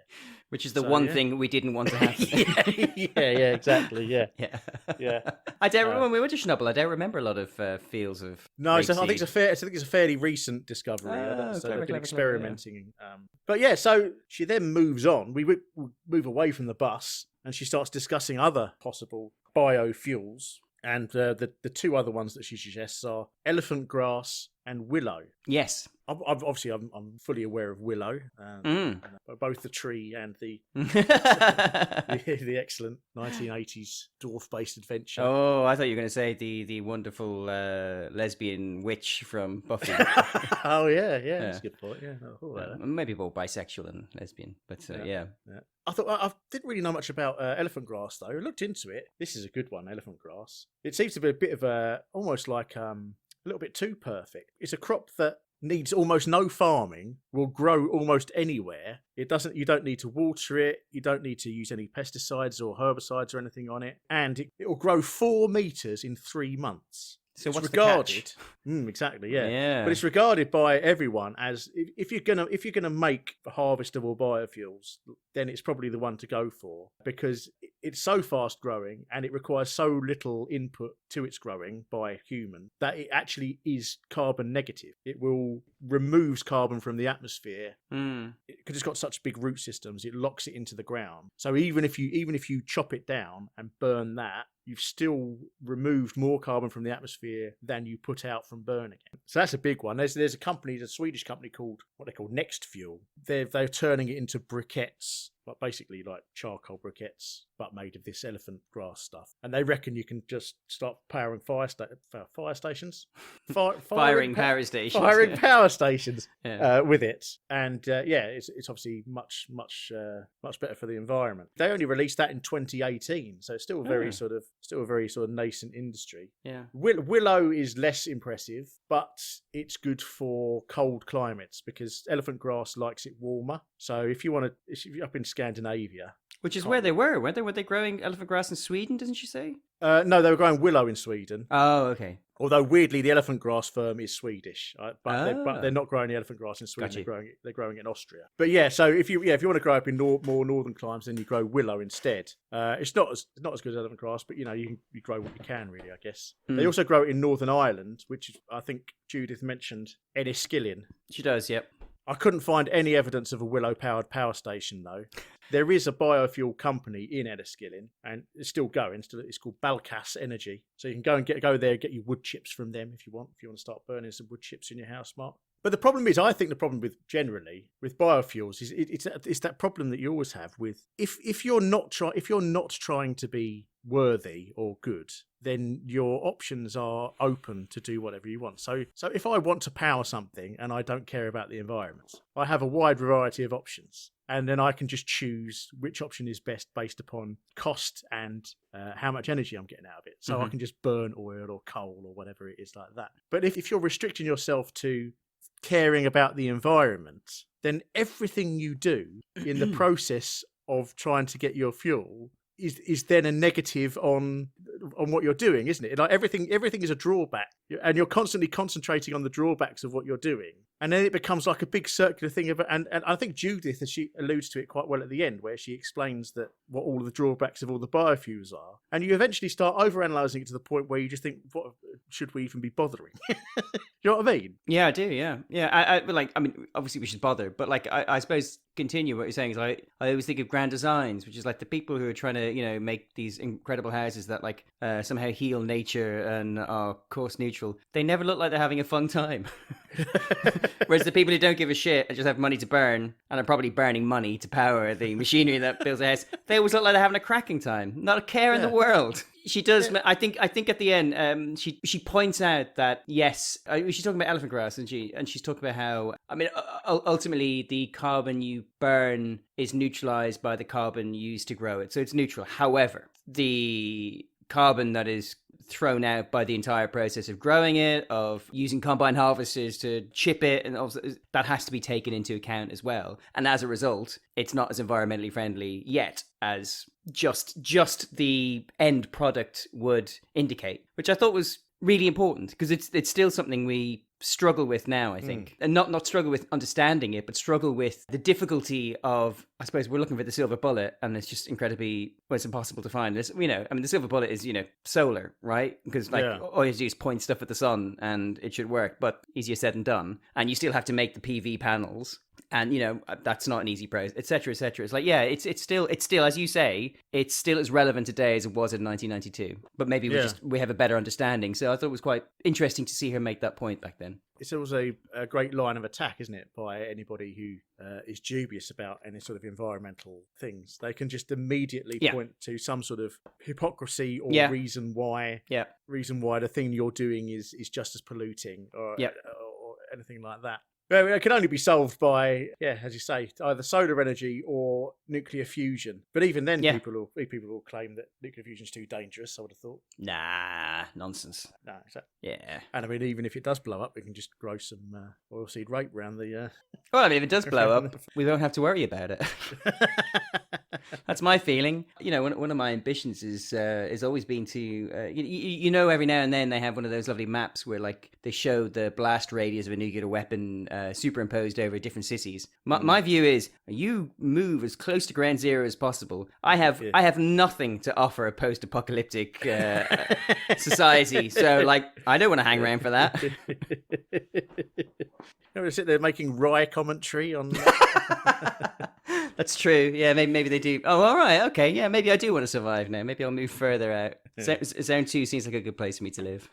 And the last thing on that segment, which I think is worth a mention, is those coal-powered buses, which I thought was very Fascinating. But yeah, no, as you said, it was because during the Second World War, obviously they needed all the petrol, diesel, everything to power tanks and planes and all that, the war machine. So they didn't really want to waste it on buses. So they used this sort of kind of very old technology. So, so before North Sea gas, everyone had town gas, right? The way to make town gas was that you would burn coal or something similar at very low oxygen levels, and a gas would come off, which could then be used to power things. And that's what all the gasometers around cities. That's basically what they were for storing town gas. So what these little trailers that on the back of the double-decker buses in the Second World War were like miniature versions of that. So you could just put a load of solid fuel in there, like coal. You could even put peat in if you wanted to, and they would burn at a very low oxygen level, and then they would pump the gas into the engine of the bus. It meant that they would use hardly any petrol, and you could just put like really low quality fuel in them. So it was actually really successful during the war. They reckon that each bus saved 6,000 gallons of petrol per year by using one of these little coal powered trailers. The only problem was that they were obviously had really awful performance.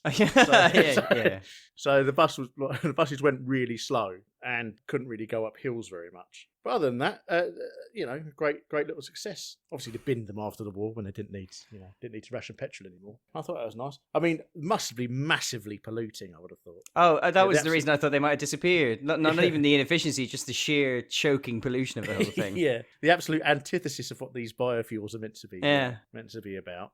Oh, and that combine harvester, Mark, is a Class Jaguar 695 self-propelled forage harvester. You get one for second hand for £15,000 if you. Gosh, that's not bad, is it? No. And I mean, that really chips through that wood like nobody's business. You can imagine like feeding somebody through that. Yeah, that's exactly what I was thinking. Funny enough, I was thinking about the elephant grass. I was thinking like, oh yeah, what's the catch? Oh, it's only one human sacrifice per acre. And I'm thinking like, and then immediately I was thinking like, that's another reason to get one of those combine harvesters. You can just spread the person over the greatest distance. But I was going to keep that to myself, Ross. Well, I mean, that would have been a nice little Halloween touch, wouldn't it? If live on air they. Yeah, the annual harvest sacrifice. Hey, who's it going to be this year?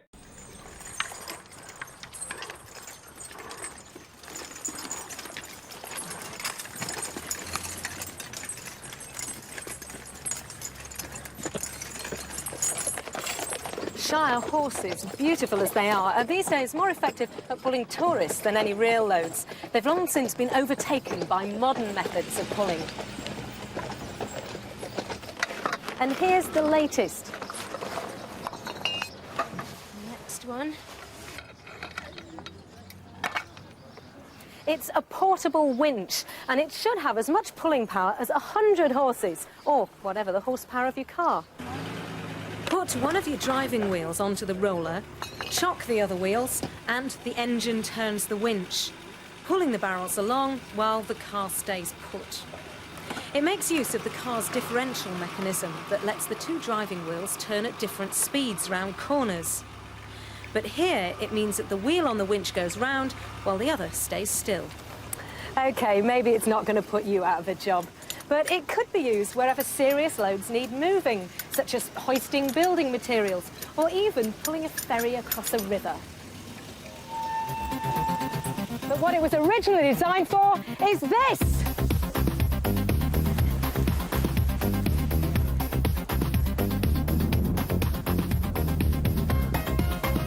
Oh, wow, what a view! I must already be a couple of 100 feet up here. Paragliders can be towed behind a powerful four-wheel drive vehicle with someone watching from the back. But here the driver always gets a clear view of the person in the air, and the winch can be powered from any old family car. Now this looks right up your street, Mark. You absolutely love heights, don't you? Oh yeah, the best. More heights, please. My famous catchphrase. At least, I mean, you've got to be excited about the Kent content here, Mark. I am delighted.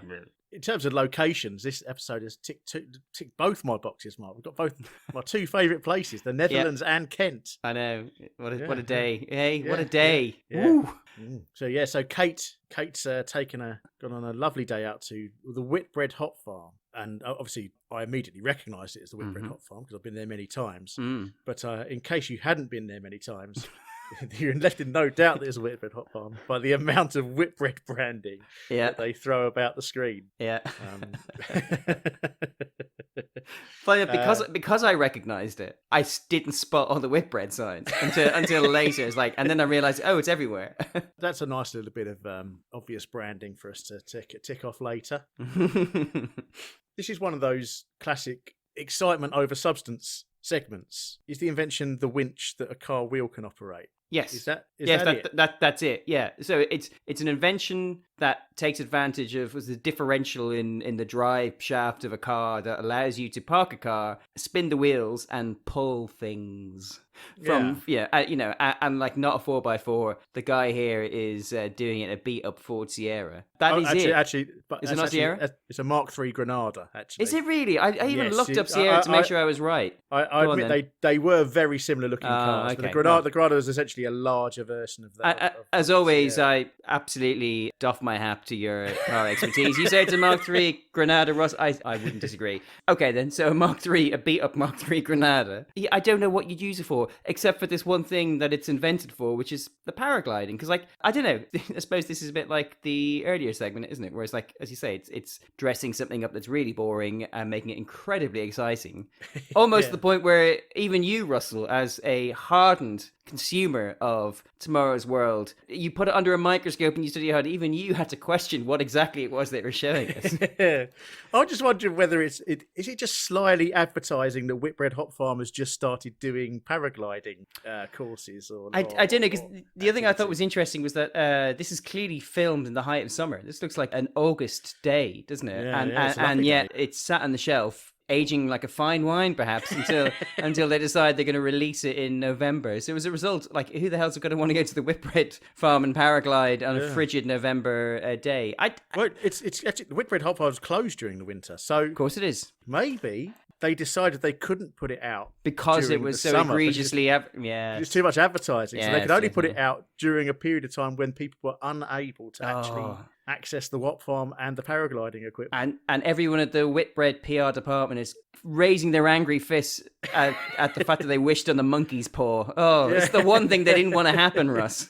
Yeah. No one can say everyone's going to turn up now on Sunday or the weekend. And do you know what? The actual invention is, I couldn't care less about. I genuinely, I can't believe that's the first time that's been thought of. Not the idea of using a car wheel to power a winch seems like such an obvious idea that someone would have knocked that up. Basically, whenever the car was invented. What's much more interesting is the presentation of it, which is the majority of the segment seems to be Kate pretending to be up in the air on the now, to be fair to her, she does go up in the air on the paraglider. We do see her, literally see her get pulled and goes up. But then they try and convince us that she is presenting from way up, 80 meters up in the air, which is obviously not true. Clearly BBC lies. And it's a lot of fun to watch. When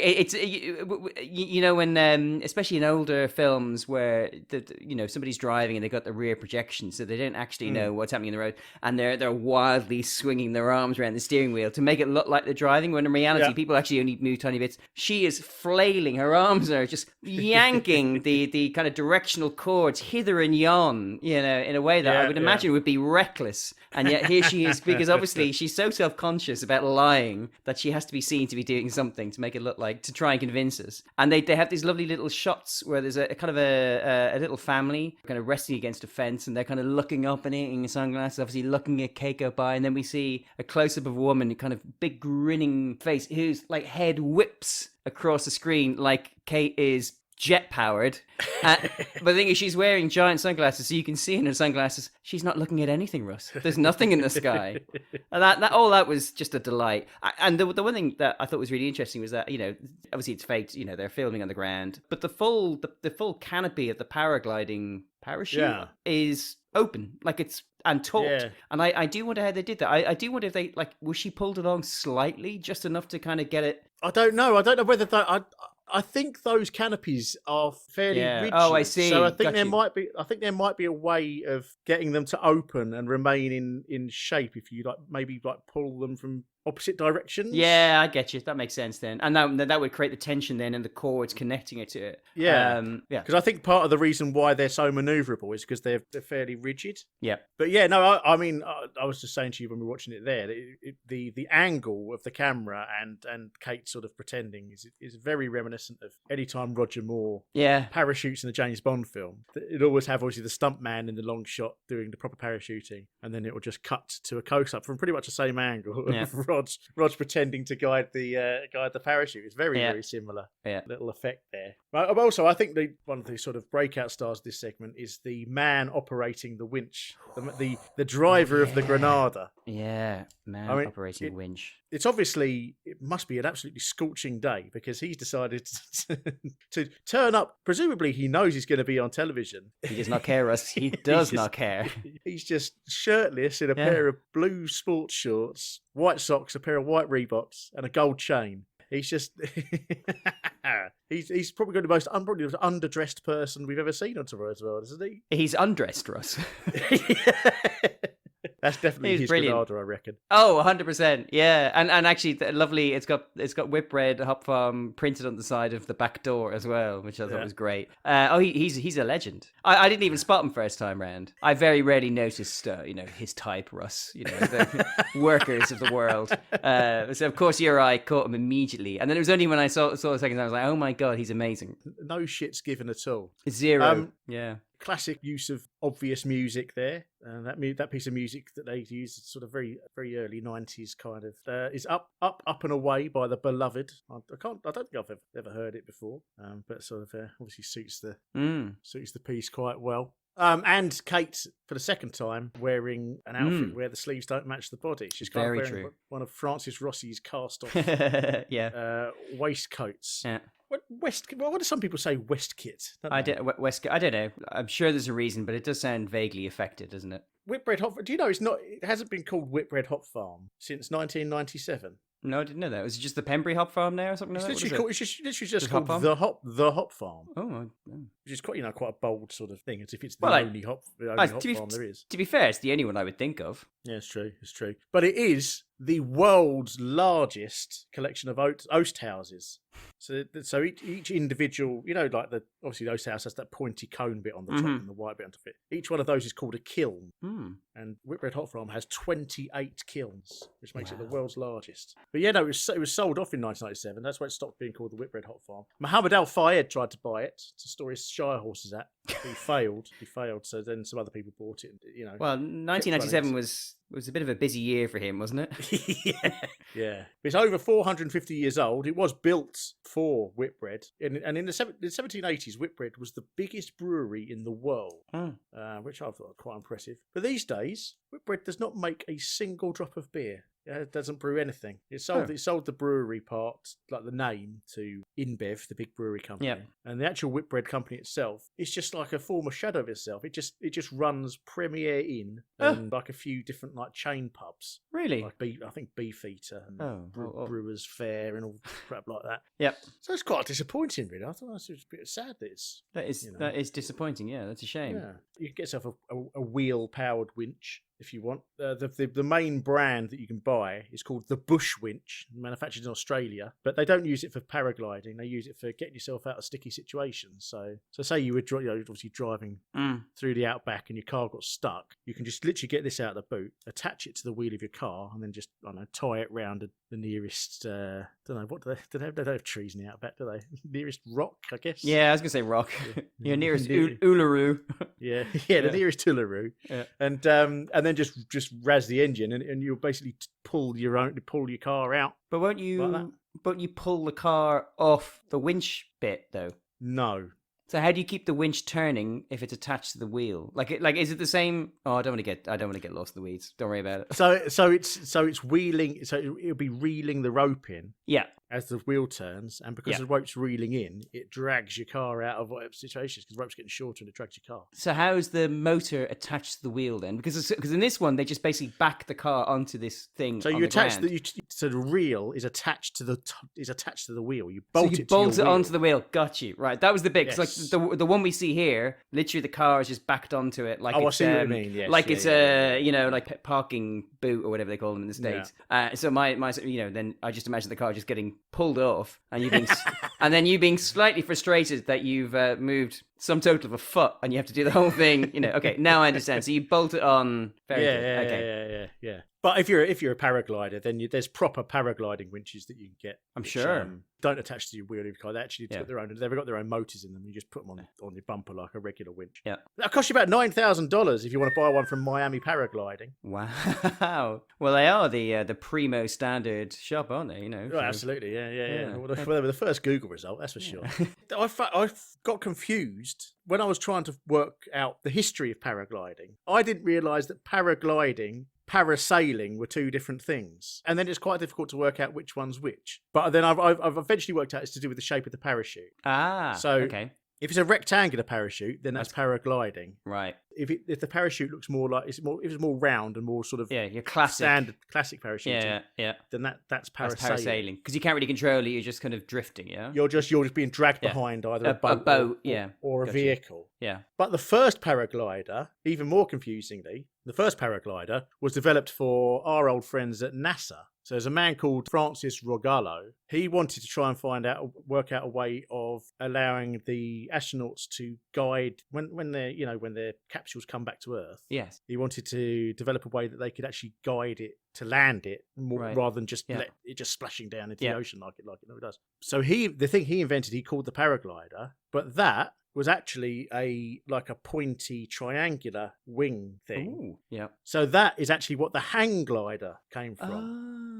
And obviously subsequently the microlight, which is just a hang glider with an engine on it. Incidentally, I was once on a pub crawl in Brighton with Flood, Mad Dog and Bingo. And we were drinking outside a pub in Brighton and got chatting to these two old guys. And one of them claimed to be the man who invented the microlight. That was like his claim to fame. And to this day, I've never known whether he was just talking rubbish because he thought it'd be like a fun thing to it's a fun thing to lie about, isn't it? Yeah. Go on, prove him wrong. So the paraglider as we know it, as in this thing that Kate's flying around on there's a Canadian man called Domina Jalbert, and he's the one who invented the steerable parachute, the square steerable parachutes. And then some French people got hold of it. And in 1978, there's that part of France where everyone does extreme sports, where the Alps are so steep, and there's like the valley, and then everyone just jumps off and does extreme sports off. They lived near there, and they worked out they just got this parachute and they just ran off the cliff. Then they could, slowly guide it to Earth. So they're the ones credited with coming up with the original paragliding. Yeah, it's just sort of grown from there. Europe now claims to have 25,000 active paragliding pilots. I assume you're amongst one of them. I'm 7 of them, Russ. Yeah. That's how active I am. I mean, I genuinely like to. I'd genuinely like to have a go at it. I mean, I don't have any problem in heights. It looks like fun. I like the idea of doing it sort of you having to wear sort of 90s clothes while you did it as well. Shell suit, yeah. They make you wear like a pastel-coloured shell suit before they let you get on it. That'd be good. I mean, that's paragliding. The Wikipedia article on paragliding is huge. It's one of the biggest articles I've ever seen. So it suggests to me that maybe paragliding enthusiasts, because there's so much excitement in their sort of hobby, outside of their hobby, they are tremendously boring people. Yeah, that sounds right, doesn't it? It's that time of year again, and tonight we're launching not just fireworks, but the 1993 competition for the Prince of Wales Award for Innovation. The judges will be looking for innovative ideas that are well on the way to production and show potential for being commercial. In last year's competition, the finalists ranged from audio technology to a new delicate laser and an easy-to-use microscope. So that's what a close-up of a nettle looks like. And the award-winning printer making its mark on the production line. Now, Mark, it'd be very easy to just skip over this bit. It's not really a segment. Also covers an episode that we've already talked about. We have at some great length, yeah. At some great length. But I think it's worth mentioning because we managed to tick off a couple of our tropes there. Yeah. Judith mentions a laser. Yeah. She also makes a cock up where she talks over the top of his Prince Madge. Charles. Yeah. And you also spotted that we hear Howard letting out a sigh at the end. He breathes in and then he lets out a sigh. He goes as he's geeing himself up for the next segment, which is really weird. Yeah, for some reason his mic is live. Yeah. Either that or it's pipes. I don't know. I'm not. Oh yeah. Oh, could be Mr. Pipes. Speaking of, oh no, he's not carrying a pipe, is he? So that's just wanted to mention that quickly. Before we move on to the next thing. Perhaps someone could invent a way for us to change shape. If we were taller, we could see over people's heads in pop concerts. And if we were wider, well, maybe not wider. Well, this amazing new metal can move in mysterious ways. It's called terphenol, and it's being researched by physicists at Hull and Salford universities. This rod can move 15 tons by growing 1/4 of a millimetre, just by magnetising it. Could have a lot of applications in industry, but here's some of the simpler things it can do. Now in here, there's a small rod of terphenol with a coil of wire around it linked up to a tape recorder. And if I start to play the tape, the rod becomes magnetised and grows and shrinks in time with the music. Can you hear it? Well, not very well, so if I place it on the table, it's now transmitting the vibrations from the music into the table, making it audible. What's more, it plays even better if you put it through glass.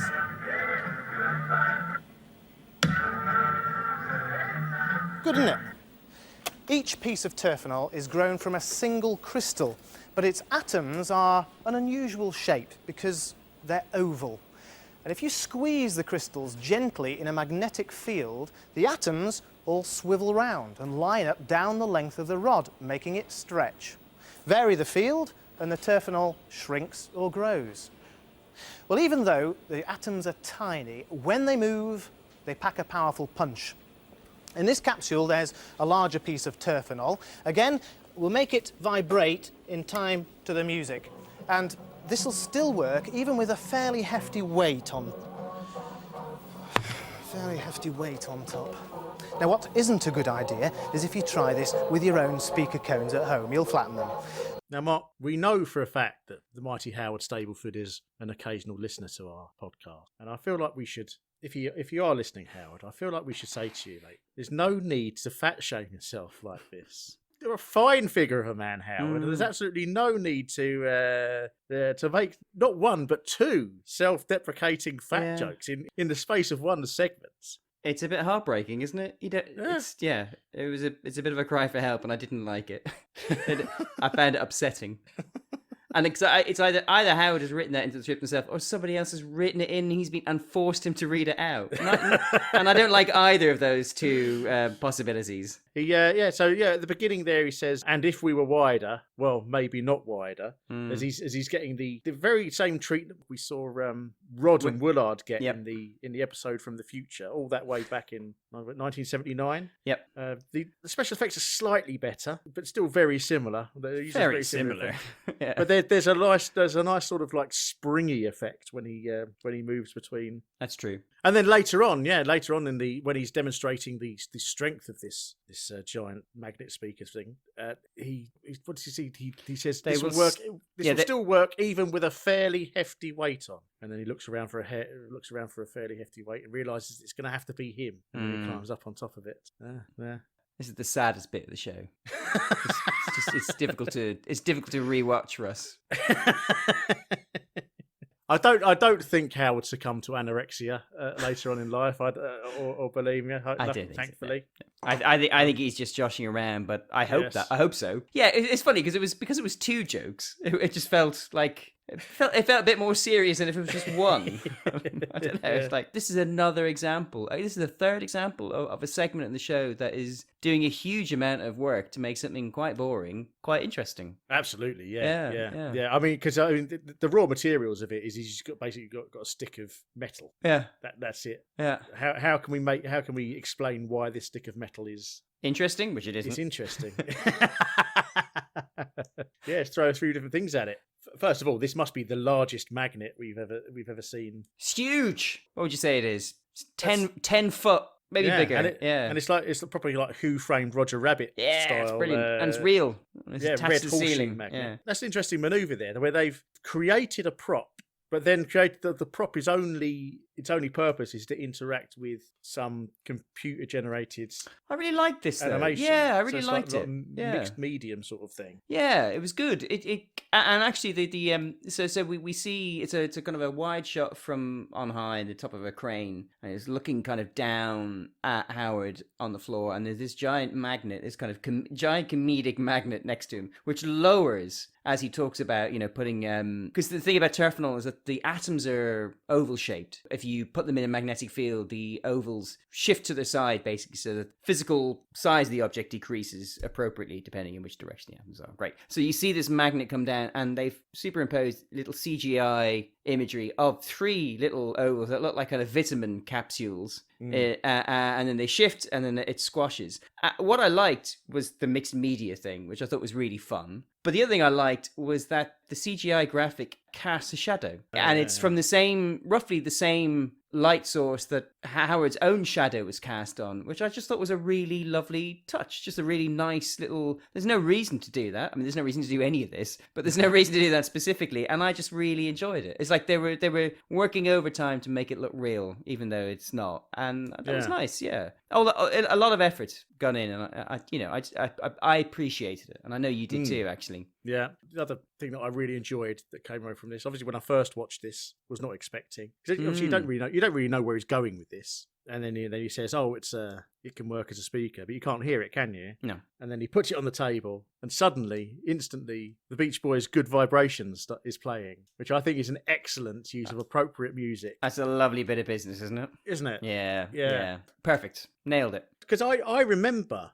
this being launched as like a commercial product. Do you? The idea of a thing that you can attach to your window or your table or something like that, and it turned it into a speaker. I remember, and I looked it up, and it was called the Sound Bug, and it was released in the early 2000s. And it was obviously quite short lived, because I mean, who wants to who wants to randomly turn your table into a speaker? The sound quality is not going to be great, is it? So it's more of like a toy, really. But it's interesting to know how that works, and that actually it's a different mechanism than a normal speaker. I'd certainly never heard of terphenol before. It's not like graphene. It's not become sort of like the super material of the future. I think its uses are probably quite limited.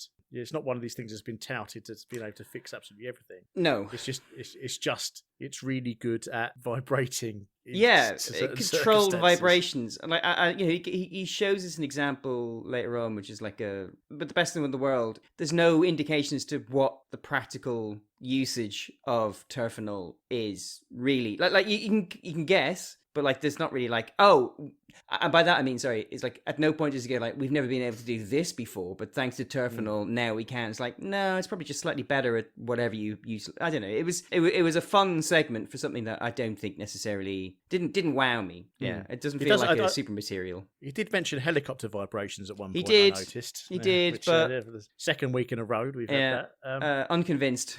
Yeah. So I mean, I obviously went to double check to see what terphenol's used for. It was originally developed by the Naval Ordnance Laboratory by US military in the 1970s, and its name is named after terbium, the element terbium, iron Fe, which is similar for iron as Fe, and Nol is for Naval Ordnance Laboratory. So terphenol. Second one of the show, then one of these kind of yeah. And it was initially used for naval sonar systems, because it's unaffected by, because it can vibrate and be unaffected by outside forces. Great for there you go. Sending your sonar out underwater. If he said that, I would have been more impressed. Actually, here is literally a usage of it that that it couldn't be done in another way. But Yeah. whether it was a secret at the time, I don't know. The only sort of current sort of commercial use I've seen for it. So the company that made that sound bug I was talking about, they were spun off of Hull University, and they're called Theonic. And as well as making the sound bug, which you can't buy anymore because obviously no one bought it, it's pointless. But they use the same technology, and they have a company called Whispering Windows. The idea is they sell it to shops. So it's a tiny little sort of about the size of a matchbox.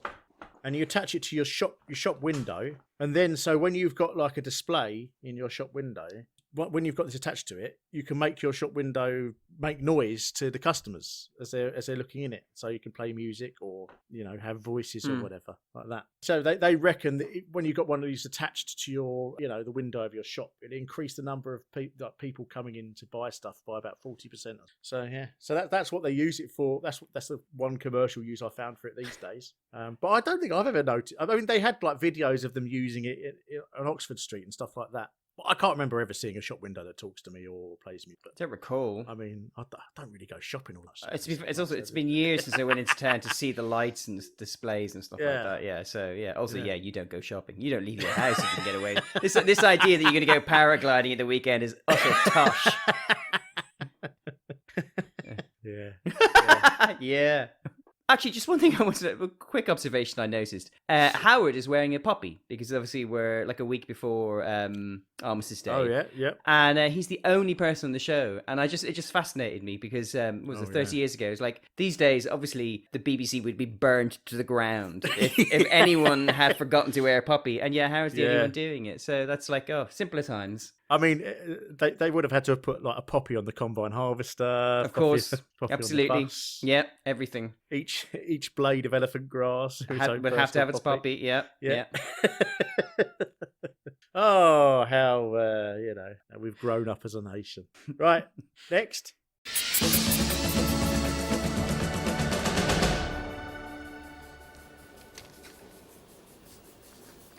Last week, after years of controversy, the French government took its first step to combat the latest threat to the Mediterranean, an alien invasion from the tropics.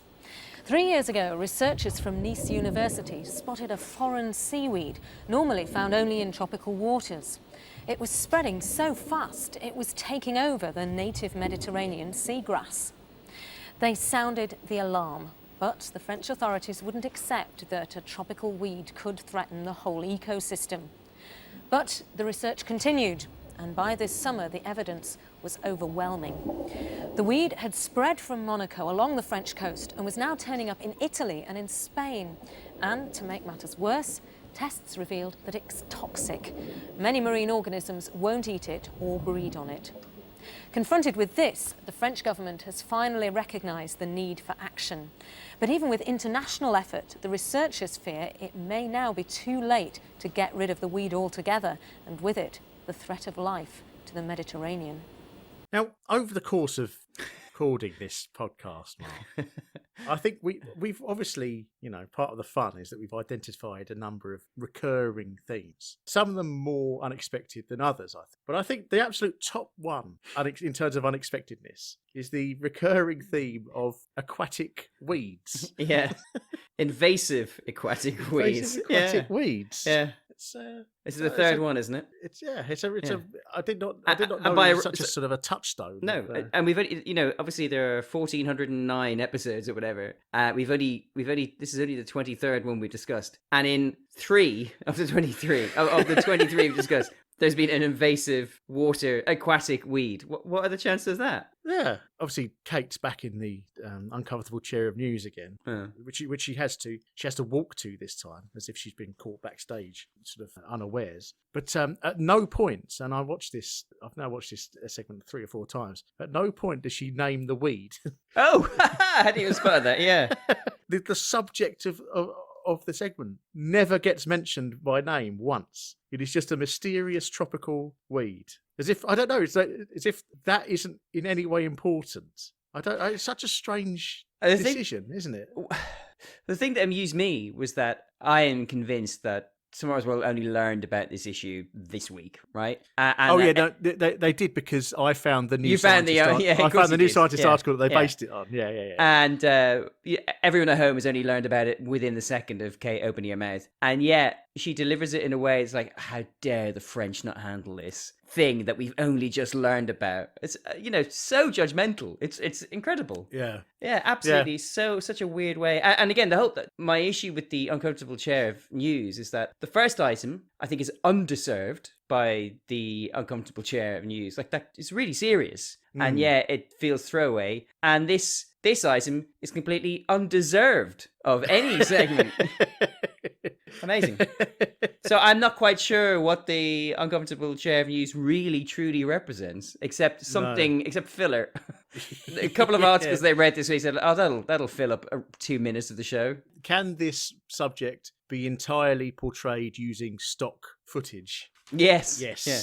And the addition of some gurgling sound effects. Yeah, I mean, I'll tell you what. With obviously there's clips of the scuba men there swimming out to survey the dastardly tropical weed there. I was just praying that at some point we get a glimpse of a boat in the background of them, so that we could tick off boats as well in our thing. But unfortunately, we never see one. We stay firmly underwater. But no, you talk about the that sort of, it seems like it's having a sly dig at the French sort of thing about it. What's interesting is that all of the articles I read all seem to be with that angle. Oh, really? Yeah. That makes sense then, why they would parrot the stuff they've read. Yeah, no, I found there was a Guardian article about it, and obviously a New Scientist article about it. So this is a quote from, I think this is from the Guardian article. So it goes, "Mystery surrounds the French government's inaction over the subaquatic invasion. Some observers say that at first Paris was keen to avoid a diplomatic incident with Monaco. Despite a series of DNA tests carried out by Swiss scientists, the Principality continues to dispute the most widely accepted theory that the weed was accidentally dumped into the sea from the tropical fish aquariums of its prestigious Oceanographic Institute when the undersea explorer Jacques Cousteau was director. Monaco claims instead that the weed is probably a mutant version of a less harmful tropical algae called Caulerpa mexicana, which is naturally found in the Mediterranean." So I think the issue here is that despite everyone saying this is an invasive foreign species and all the scientists agreeing, there was this sort of thing coming from both the French government and the Monaco Oceanographic Institute, just shrugging and just going, not us, and just trying to cover up something, sort of like that sort of thing of like standing in front of a burning building saying nothing to see here. Nothing to see here, that kind of situation. So I think that probably sort of coloured the reporting of the whole situation. But so anyway, to name this weed is actually called Caulerpa taxifolia. It's actually a type of algae, which I thought was interesting, because you think of algae, you just think of like little green slime in the water sort of thing. This looks like a normal plant, doesn't it? But it's not actually a normal plant. Yeah. It's actually the world's largest single-celled organism. Wow. So those aren't leaves. That's all one giant cell. See, already now you're describing a much more interesting segment where they talk about this dangerous, toxic, invasive species, but then explain how kind of, yes, it is, but it's also kind of incredible and wonderful. Yeah. Wow, that's really amazing.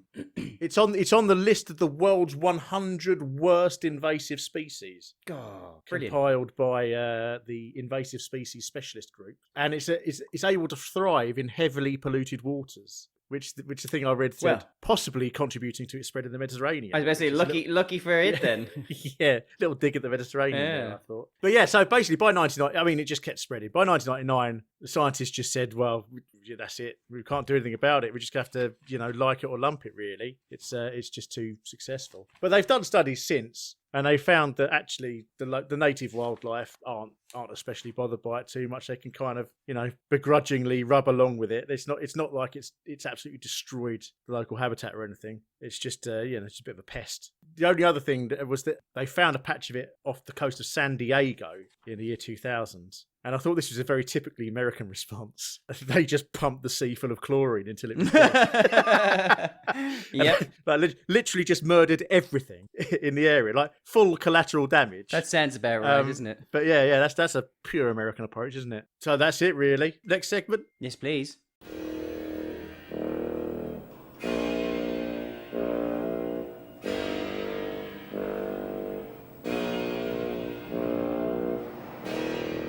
The ethereal galleries of the Victoria and Albert Museum are home to the nation's design heritage. It's a far cry from the high-tech world of silicon chips, but silicon technology might help the museum save some of its precious glass artifacts. This is the most comprehensive collection of glass in the world, but unfortunately it's had to be stored away in a corner of the museum while the curator decides on its future. That's because some of the 6,000 pieces of precious glass are literally cracking up. This 17th century Italian glass looks frosted, but actually it's crizzled. When it was first made, it would have been crystal clear, but since then, it's developed this very fine network of lines all over the surface. And unless we do something to halt that, it's in danger of falling apart. And here is a piece that has fallen apart.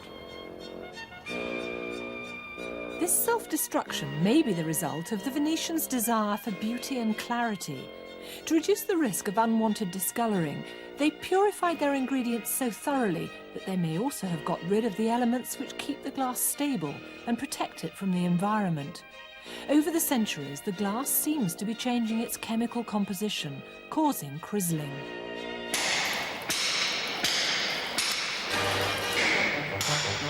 The glass gallery is now being rebuilt, ready for new high-tech cabinets with a controlled environment. The conservators already know that humidity and temperature can affect crizzling, but they don't know how and why. To find out, they've taken this 17th century problem across the road to their 21st century neighbours at Imperial College.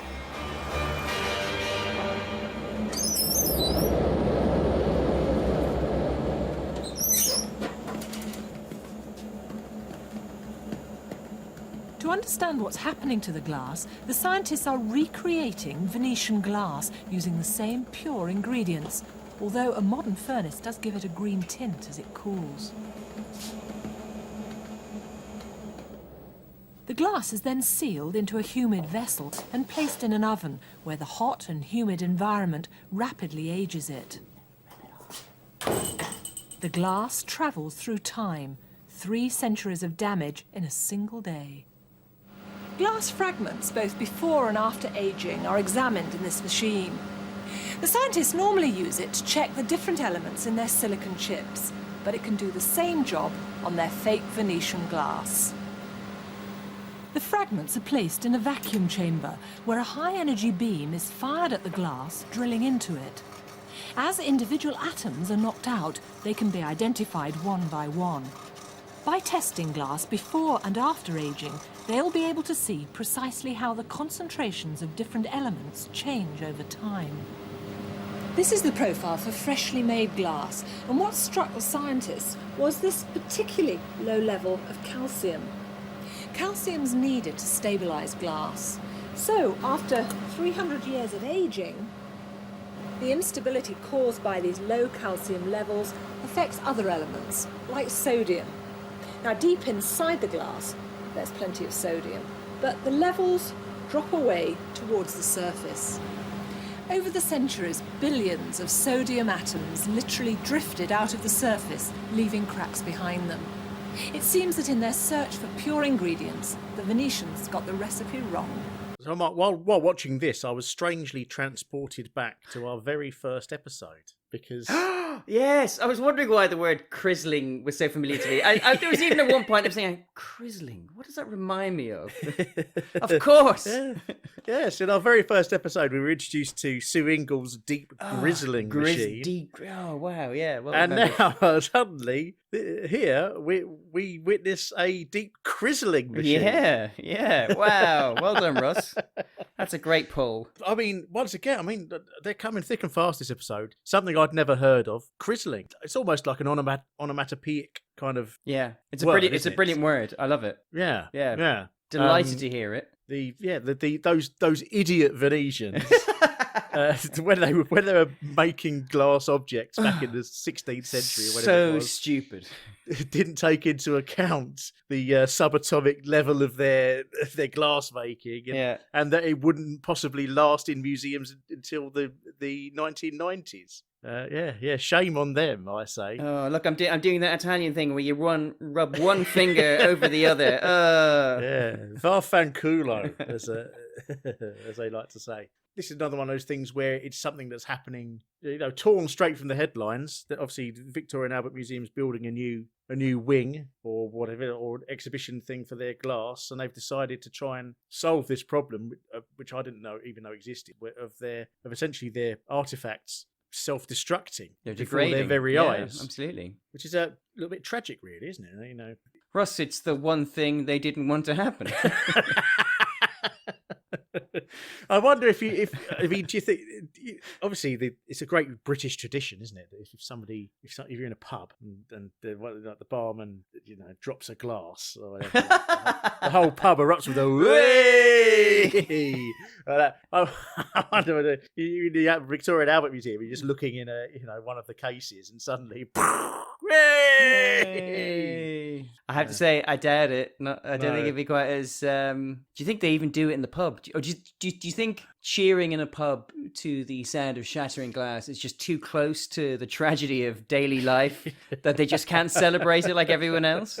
Oh yeah, maybe. Yeah. Because we meet the curator and he's a lovely source. I mean, we never learn who he is. His identity, despite them broadcasting his face on national television, his identity is a closely guarded secret that the BBC will take to their graves. But he's in a wonderful kind of pink blazer, and he clearly is trying to audition for one of the expert roles on Antiques Roadshow. Almost to the point where, like, I suggested to you, Russ, that perhaps once the take was finished, he then tried to explain to Judith the price of the object she brought in. And you might want to get it insured, which actually made me wonder. I wonder if, for air traffic controllers, maybe some of the planes that are coming into land, one of our possible future trope inclusions is members of the public or experts auditioning for a different BBC program on Tomorrow's World, because he's definitely in there. But I think there's not been enough of them for us to include that yet. He seems really sweet. I really liked him, and he just seems it's like he's putting a brave face on, but you can see that his heart is as cracked as the glass he's holding, Russ, and it's going to shatter any moment if he loses another something or another, whatever they are. I'm shocked he's even picking that glass up. He's not wearing gloves or anything. No. He's just got that. I mean, that's going to go at any minute. Per safety choices is a theme that runs through this segment, which we'll talk about in a minute. And actually, because the other thing that fascinated me was that Judith described the collection in the V&A as the most comprehensive collection of glass in the world. Not the biggest collection. Comprehensive, and that word comprehensive really fascinated me. Who decides what obviously the V&A have decided, but it's what is a comprehensive collection of glass? Do they have the I Spy book of glass? Yeah, like the Osborne book of exactly. Yeah, yes, we won. Screw you, Musée d'Orsay, or the Rijksmuseum. Go sit in this and swivel. I just thought that was really interesting. But do you think it's like the British? The British Library. Yes. There's that thing where as soon as something is published, you have to send a copy to the British Library. Yes, absolutely. Do you think maybe they've got that with glass? So as soon as Strongbow come out with a new pint glass, they have to immediately send it off to the V&A. To the V&A, yeah. I don't know. Do glasses have ISBN numbers? The International Standardized Glass Number. That's a great idea. Yeah, isn't it the British? It's the British Library, and is it somewhere in Oxford? Isn't it? They have to get. They must be sick of that rule now. They're like, oh, do we need another self-published book by somebody who's writing a crap version of Twilight fanfic? Yeah.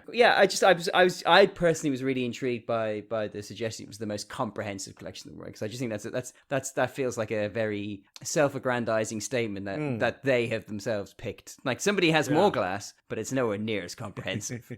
They've only got 3 of the 4 1991 Strongbow pint glasses. We have all 4, thanks to the good people at Whitbread. I mean, but luckily for the V&A, lucky for them, one of the world's finest science universities is just practically next. On a road where seemingly Rolls Royces drive every Thursday. This establishing shot has a 1930s Rolls Royce driving away from the camera, and a 1960s Rolls Royce driving towards the camera. And I don't think there's no reason for it so just pure coincidence that happens to be happening.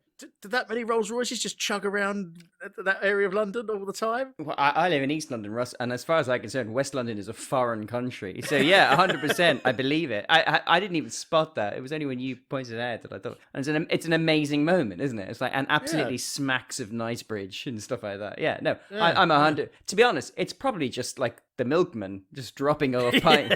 That's what it's like over there. It's a different world. But yeah, no, these boys from so to coincide with the refurbishment, I guess they've decided to try and get Imperial to try and solve the problem of crizzling, because it is very much a chemistry problem. So they're doing experiments. They're using their specially made crizzling machine, and well, as you mentioned earlier, one of the scientists has a slightly more laissez-faire approach to glass making than the other. Yeah. So we cut to the bods at Imperial, and they have a kind of a mini furnace, like a kind of a microwave or a safe size furnace, and he opens it up, and this guy, you see his he's wearing this big helmet, and it's got kind of gold not glass, but like perspex on it to protect him from the sheer powerful heat he's unleashed. And he picks up this mini crucible at the end of this kind of, long set of pliers, and he carries it over, wearing big thick gloves, and he immediately starts pouring it onto this thing in the middle of a table. And his mate just leans in and like with his naked hand and a pair of scissors just starts cutting at the pouring molten glass. And it's just absolutely brilliant. I mean, I was glass making. Whenever I'm sure we've all, okay, when you're on holiday or something, you might come across somebody making something out of glass, and it always looks utterly terrifying, doesn't it? Like they're really playing with super high temperatures, and it's almost like they're playing with molten lava kind of thing. So yeah, so the idea that this man is just so blasé, it's almost performatively any sort of safety. It's like he's mocking his colleague for being concerned. I mean, he probably wouldn't be allowed to do that on camera these days, would they? They would have to force him to wear some safety equipment just for appearance's sake, at least. So then they do some experiments on it. This is the bit where my eyes kind of glazed over, because they were just like using pun intended lab equipment. But then sort of towards the end, I think Judith raised quite an interesting little philosophical point there, because the problem with this crizzle glass is that it's losing certain atoms from its makeup. Sodium, I think, wasn't it? Yeah, it's calcium. Calcium, that was what it was. Yeah. It's losing calcium from its calcium ions from its makeup, which means that it becomes weak and subject to stresses. But these guys were suggesting somehow bombarding it in a way that would prevent this from happening, would then prevent the crizzling from happening. But then Judith raises the point. She says, but ultimately, the creator may have to choose between altering a work of art at its fundamental atomic level, or else risking losing it forever. Which I thought was quite interesting. I mean, does art go down to the atomic level? What do you think? Well, I suppose is art the intention of the creator and the labor they put in, or is it the experienced, observable product at the end? And it's both, isn't it? It is the effort and the labor, but then it is the experience. But in a sense, her question, which is interesting, is like, if in the act of protecting something you change it, is that still destroying it? Which is kind of a question. However, ultimately, this seems to be a bit of a zero-sum game, because if you don't alter it at the atomic level, you actually run the risk of losing it entirely, seems to be what she's suggesting, which is, I think, a very different question to the one you and I think is an interesting one. Because, I mean, ultimately, if in 150 years, through the lazy recipes of indolent Venetians, that man is the curator of the world's most comprehensive empty collection of, a collection of empty units of shattered glass, what do any of us gain from that? Yeah, it was an interesting question, were it not for the fact that it just seems that, but if they don't do this or don't do something, we run the risk of losing these things forever, which is a very different thing to what is art, I suppose. And the other thing is then, I think there is a question about whether these constitute art, because, you know, when they were made, obviously they were designed to look beautiful. They wouldn't be in a museum 400 years later if they weren't in some way beautiful or technically interesting. Ultimately, they were functional devices. The reason they were made to look beautiful was because rich people were buying them deliberately because they were expensive and difficult to make. So that to me is another complicating factor in terms of this kind of philosophical question about art. It's art to us now because we've never utilized them. We observe them and we revel in, or we try and kind of imagine what it might have been like to be in Venice 400 years ago.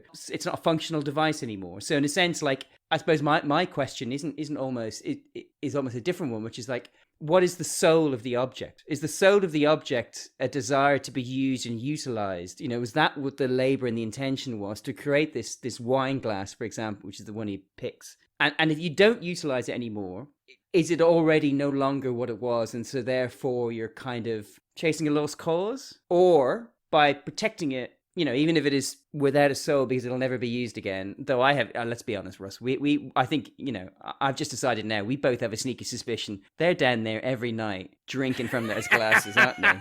Yeah. Absolutely. Yeah, of course they are. Of course they are. No wonder he was ruddy of cheek, that guy. The reason they're crizzling so fast is they're getting thrown in the dishwasher every day. Yeah, wouldn't it be great if, like, because we see like this kind of spectral analysis of the elements in the glass, like, and if one of them says like, we found this bizarre level, this spike here of finished tablets, yeah, and lemon scented de-rinser, we don't understand where it's come from. This is the unmistakable graph of a Powerball residue.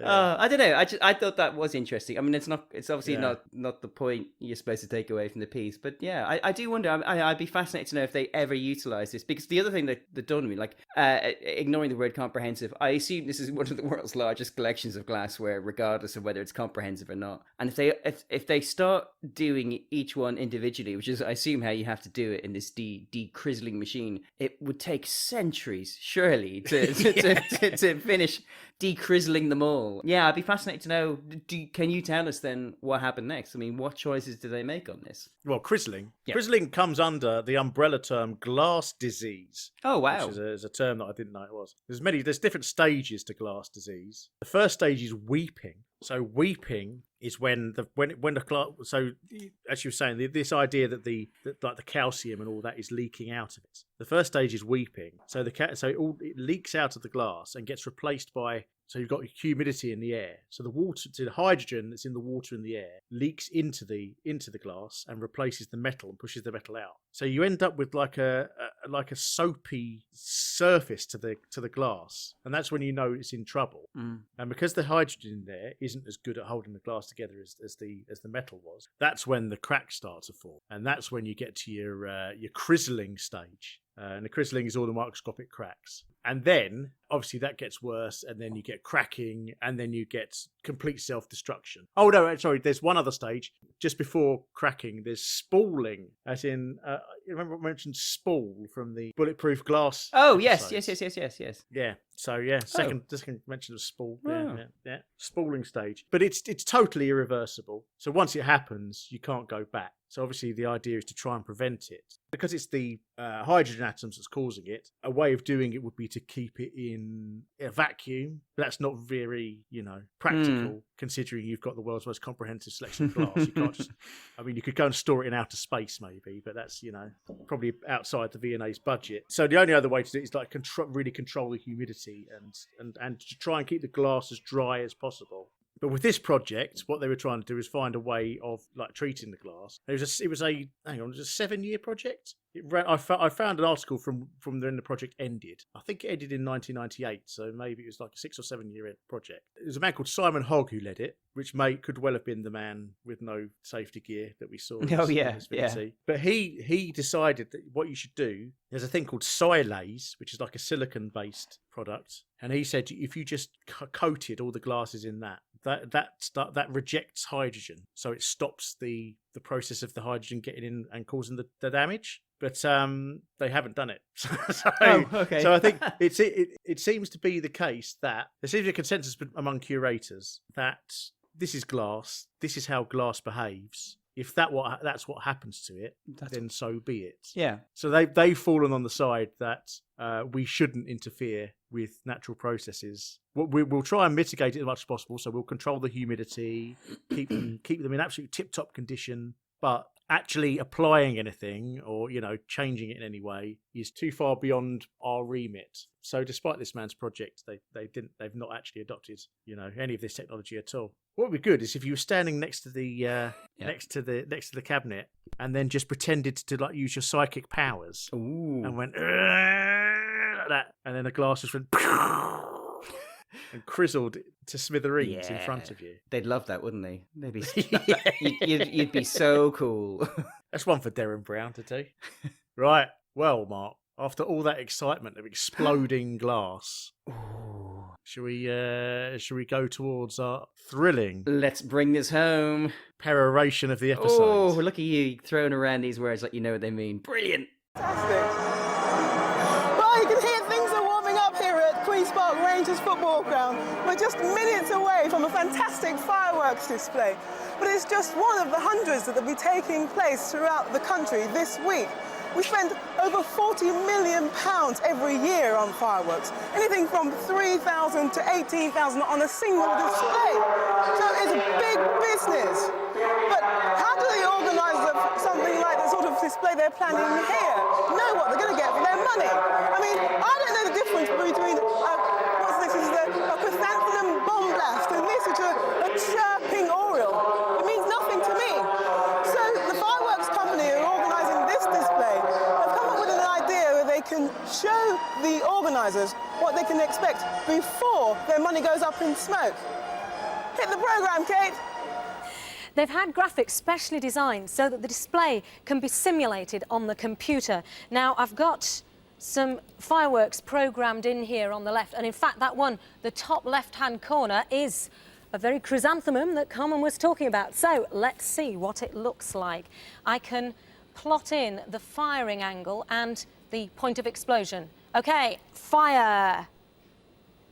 Yeah, looks good. Now, say I wanted to change the colour of that. Instead of having a golden chrysanthemum, how about a pink peony? Easily done.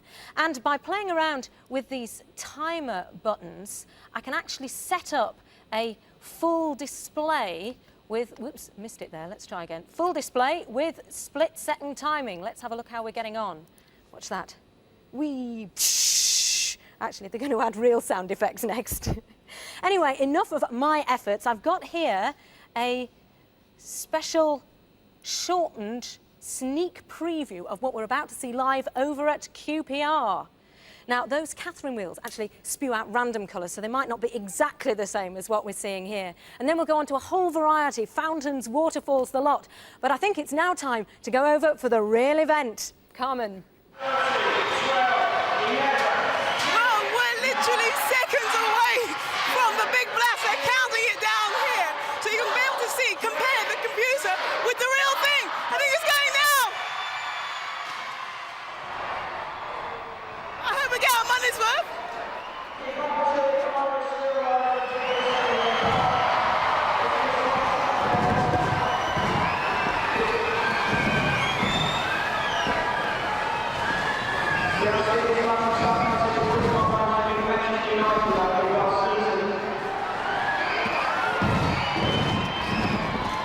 Well, that's it for this week, so until next week, goodbye! Now, Mark, much like that Catherine wheel, I suspect that Guy Fawkes himself must be absolutely spinning in his grave having seen that. Oh, what a treat. Brilliant. I mean, it's brilliant. It's just one of those things where it's really crap, but I have such goodwill towards it that rather than being angered by it, Oh, no. I found it absolutely brilliant from start to finish. It's like an onion, isn't it? Like each new layer revealed to us. You think it's crap, and then a new layer of crap is revealed. It's wonderful. It ties in so perfectly with us as well, doesn't it? Because we actually have episode ends on a damp squib as well. Yeah. One of our measurements. Yeah. And we are teased at the beginning of the episode with the prospect of actually, like, literally ending on a damp squib. Yeah. And then, you spend the whole episode wondering. And they do not let us down, Ross. They do not let us down. We should have had more faith in them not letting us down. They absolutely nailed failing the ending of the show. I don't think I've ever heard of QPR being famous for its firework displays. I tried to Google to find out whether they'd had any recently. They don't seem to have done. I think maybe they, after this one, they just retired. Yeah, exactly. From the firework display market. I mean, like Alexander the Great. There were no more countries left to conquer, or something like that. Yeah. And the fact that it's a classic BBC, the long trek from BBC TV Centre to the QPR ground. Do you think maybe the BBC put this? Maybe the BBC actually paid for this. Oh, I think that no. So because you can, which is why it's so bad. You hear members of the community in the background. It mostly sounds like kids, and 100%. I reckon the BBC paid for it, which is why it's so cheap. It's awful. It's truly awful. It's just fabulous. I loved it. Oh, I mean, I've generally been to like back garden displays that are better than this. And so obviously, the technology is a. I mean, I think screensavers, Windows 3.1 screensavers were quite similar. It's just meant to be an idea to like sort of visualize your fireworks display. I think is the idea. It's I mean, what I do think is nice. It's something we mentioned quite a lot, is that there's very rarely topical content. Whereas I think here they've gone, well, it's Bonfire Night tomorrow.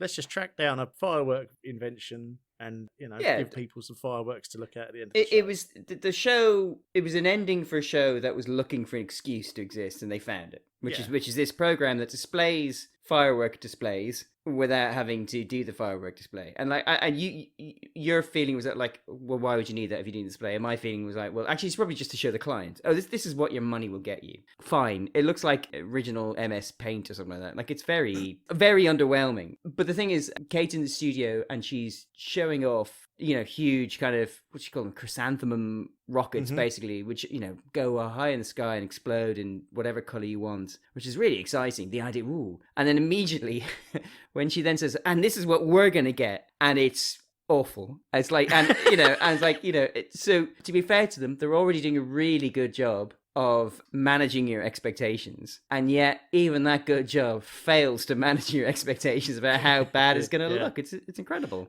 I mean, she promises 2 Catherine reels. There's definitely only one Catherine reel. Yeah. Definitely. Yeah, and you also see at some point there's this kind of fountain effect where clearly on the roof they would have fireworks. They would glitter. We don't even get to that. That would be the most impressive bit. Don't get to it. So you just get. It's wow. It's bad. It's very poor, and it's amusing that like you hear everyone really excitedly count down, and then the second it starts, the crowd goes silent.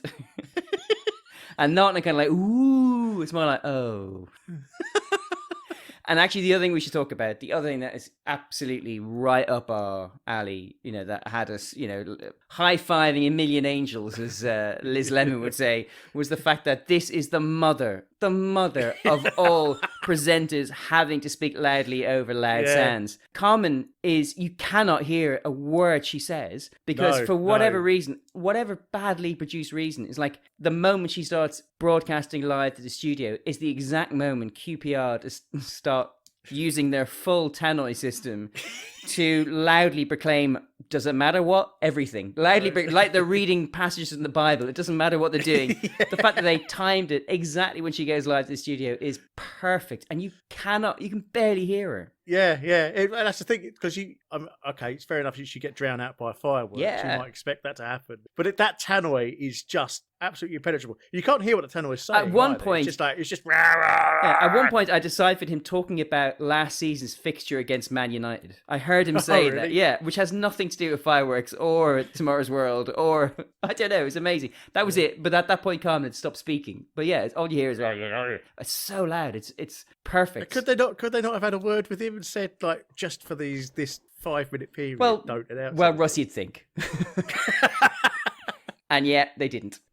Not even 5 minutes. We're talking like 90 seconds. Yeah. And equally, it's fine for it to cut back to her when, they're on the top 10 countdown. That's okay. But she's trying to explain what she's doing. And, Yeah, amazing. Like Chef's Kiss, perfect. Like, it's like they knew we were going to be hunting for this in the future. This is the giant black truffle that our piggy snouts have been searching for. In terms of the sort of intention of the episode, it's a damp squib. But in terms of our enjoyment, it's absolutely not. It's one of the most It's one of the worst segments we've ever seen, and it's one of the most enjoyable things I've watched in years. Anyway, so obviously these days you've got fireworks simulating software coming out your ears, and it's super impressive. I mean, the ones that I found just on the first page of Google, you've got Finale 3D, FW Sim Pro, Ignite Show Designer, Firemaster Show Design, and Pyro Creator 4D. Ooh, 4D. Yeah. But obviously, because as always, because of computers, they're all actually really impressive and are useful these days. You can import sort of Google satellite views into it, so you get like a proper view of your site. That's a good idea. And you can use it to program your firing order. So obviously, the way these firework displays work is there's just this big racks of fireworks. Because display fireworks tend not to be like rockets; they tend to fire stuff from the ground like a mortar. So they're all locked in these like cage arrangements. You can program the firing order to make sure everything goes off exactly at the correct time, and you can use these programs to do that. And you can even incorporate music and get it to fire at the correct time for the music and things like that. You can simulate weather conditions and work out whether it's going to go wrong if it's too windy. So yeah, it's all good stuff. There is a market for it these days. I guess this is a very nascent version of that back then. I thought I'd look up a couple of firework facts just to round off the segment there. The biggest ever firework was launched in February 2020 at Steamboat Springs, Colorado. Ooh. I've seen a video of it. The firework itself is 154 centimeters in diameter, so it's 1.5 meters in diameter. Bloody hell! And it weighed 1,271 kilos, so it's over a ton. Bloody hell! And the diameter of obviously it fired a thing in the sky, and everybody watched it from about 3 miles away. And the explosion that it did in the sky was 900 meters across. Wow. So it's quite impressive. The thing is, though, if you watch the video, they're so far away from it to watch it. It's actually no different in size than it would be if they were just watching a small one closer up. 3 kilometers away, yeah. And the explosion comes much later than the visual. Wow. But yeah, the largest display of fireworks was in the Philippines in 2016, New Year's. They set off 810,904 fireworks. That's a lot, isn't it? So I imagine that was a bit more impressive than this one we're witnessing here. Yep. Also, just to correct a fact, one thing I noticed on the internet is full of fun facts pages, and there are loads of them. They've all copied each other, and they claim that in Britain, up until 1959, it was illegal not to celebrate Bonfire Night. That seems nonsense. Yeah, no, it's total nonsense. Yeah. Knock it off. I looked into it. There was a law that was introduced, just after the actual gunpowder plot, where it was called like the Observance of November the 5th Act or something. But that was repealed in 1859. 1859. Oh, okay. There's your mistake. And also, no one ever followed it anyway because there was no punishment for if you disobeyed so the law existed, but it was not like people were rounding people up and not celebrating Bonfire Night. There was no punishment, so it was just one of those laws. Paper exercise, yeah. So anybody sees that fact on the internet, send an angry email to the website owner because they're being lazy and they've copied somebody else and it's wrong. The only other thing before we get to our audits, Mark, is that in this era they end the episode with a little fun fact right at the end after the credits. And the fun fact after this one is that hot water freezes quicker than cold water. Is that what it says? That's what it says, yep. Yeah. I thought, well, that sounds like nonsense. I mean, why would that be? Surely cold water is colder, so it would freeze quicker. And the interesting thing here is that despite that seemingly being like a very simple, thing to claim and to prove, it is still, scientists still disagree whether it's true or not. Oh, wow. Yeah. So it's got a name. It's called the Mpemba effect. Mpemba. Yeah, Mpemba. A Tanzanian, I always like to call him Tanzanian. Yeah, no, yeah. A Tanzanian schoolboy called Erasto Bartholomew Mpemba. What a name. he was making ice cream, and he had, during a school lesson, which doesn't sound like a good school lesson, he said, like, oh, isn't it weird how, like, warm stuff freezes quicker than cold stuff? And all the other school pupils took the mickey out of him. And then the teacher tried it, and he went, oh, no, you were right. This is true. And then suddenly, for some reason, this became like a big news story, and people started talking about the Umpemba effect and named it after. But apparently, the idea that this is the case has gone back.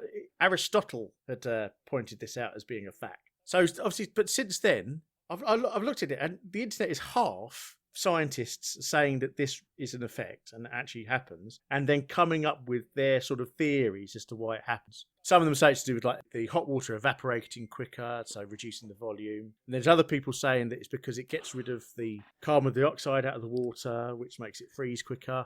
But then the other half of the internet is full of scientists saying this doesn't happen at all. This isn't true. It's all made up. So I find that amazing. I mean, why?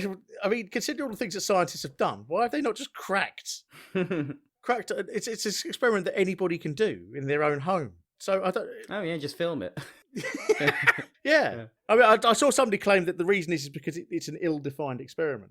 Because I mean, what constitutes one freezing before the other? Is it is it one to like? Is it the first bit of frost, or is it to freeze entirely, or is it to Okay, fair enough. Well, then define it. Yeah. yeah. Problem solved. Surely, if you take out your two ice cube trays, and the one in your left hand, if you shake it, nothing happens. But the one in your right hand, your hand gets a little bit wet when you shake it. One of them's frozen, and the other isn't. There you go, scientists. Problem solved. I mean, so if anybody at home, get your ice cube trays out. Please do. Fill half of it with cold water and half of it with boiling water. Yeah. Pop them in your freezer, and then send us an email. Tell us which one froze first. Tomorrow's World Auditime at gmail.com. Genuinely, I'd love to hear what people have to say. And make sure you take no safety precautions whatsoever, because that's the theme of this week's show. Yeah, and we'll solve this problem once and for all. Yeah. But I thought that's interesting, because that means that it's almost like a Schrodinger's thing. Yeah. I don't know whether that last fact is a lie or not, because no one does, because it seems the scientific community is still split. So it's in flux. Yes. Wow. Until it's observed, it's in a constant state of flux. Well, that's brilliant, Russ. There we go. What a fun way of ending the show. Ooh. Should we crunch those numbers? Absolutely. Let's go.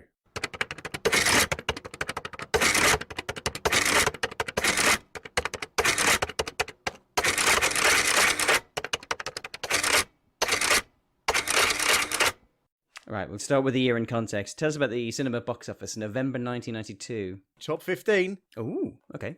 Number 15, City of Joy. Okay, don't know that one. No, never heard that. No. Starring Patrick Swayze. Number 14, Buffy the Vampire Slayer. I've never really got on with the film, to be honest. Well, it's not very good. It's surprising that they managed to turn it into such a good TV program. Yeah. Number 13, White Men Can't Jump. Okay. Number 12, Glengarry Glen Ross. Yeah, that's good. Number 11, Strictly Ballroom. Oh, I love that film so much. Oh, I rewatched it about a month ago. Oh, it's on Amazon Prime. Brilliant. Love it. I always think it's weird that is it that famous a film that they decided to name an entire BBC TV program up? Well, I think it's that famous within dancing. Yeah, and it was a way of, because like Come Dancing was on TV, and you and I would never watched it. Neither of us watched Strictly Come Dancing. But when they remade it Strictly Come Dancing, at least it kind of tapped into a kind of a popular conception of what it was, a kind of a high camp Pan Pacific Grand Prix. It's such a good film. It really holds up as well. Sorry, anyway. Number 10, Spotswood. Yeah, never heard of it. Anthony Hopkins, apparently. And he Spotswood. Okay. Yeah. Number 9, 1492. P.S. Conquest I am of wanking. Paradise. Yeah. Number 8, Patriot Games. Which I only realised fairly recently is a pun, isn't it? Because Americans, when they just watched the New England Patriots play, they say, I just watched the Patriot game. Isn't it? Is it a pun on that? I don't think so. I don't know. I'm not sure. Good question. Number 7, Thunderheart, Val Kilmer. That's some sort of Native American thing, isn't it? Never heard of it. Number 6, Husbands and Wives. Woody Allen. Yep. Number 5, Unlawful Entry, Kurt Russell and Ray Liotta. Number 4, Boomerang. Number 1. Number 3, Last of the Mohicans. Gosh, okay. Number 2, Beauty and the Beast. Very good. And number 1, The Crying Game. Good film. I know all there is to know. And then the pop chart. Number 10, Who Needs Love Like That by Erasure. Number 9, Super Mario Land featuring MC Mario by the Ambassadors of Funk. Wow. Now, I'm assuming that's that sort of rave version of the Super Mario tune, isn't it? I assume so. It must be that, but like... Because there was a couple of those. Yeah. There was a Tetris one of those came out as well, wasn't there? Did you see the, Twitter's being overrun by fake verified accounts now? Yeah. Somebody did Nintendo of America, and it's just Super Mario just flipping the bird. I did see that, yeah. Somebody written underneath, Mario wouldn't do that. And then they'd reply, well, he just did. I honestly think if Elon Musk causes the total destruction of Twitter, it'd be one of the greatest things he's ever achieved in life. I like Twitter. I've explained this before. I don't understand people who hate Twitter. Twitter is entirely dependent on who you follow. If you follow hateful people who are flooding your timeline with bile, that's on you. I cannot explain that enough. But that's the problem. I follow too many journalists. people doing that, though, Mark. The problem is there's too many people. Well, I don't follow any of them. And we can't stop. And when they do start doing it, I stop following them. Number 8, A Million Love Songs. Take that. Number 7, Erotica by Madonna. Number 6, Boss Drum by The Shaman. Number 5, I'm Gonna Get You featuring Angie Brown by Bizarre Inc. Ooh, we just heard that. What tune were they doing? Were they on the waltzer? Yeah, Is that what yeah, it is, yeah. Number 4, Sleeping Satellite by Tasman Archer. Yeah. What's that? I don't know. Oh, I'm not going to sing it because I can't. But yeah, you absolutely 100% know that one, yeah. Number 3, Run to You by Rage. Number 2, People Every Day by Arrested Development. Yeah. And number 1, End of the Road by Boys Oh, to wow. Men. Gosh. Prices, Russ, prices. Not a lot of prices I could find, but I did find these. A house will cost you £53,213.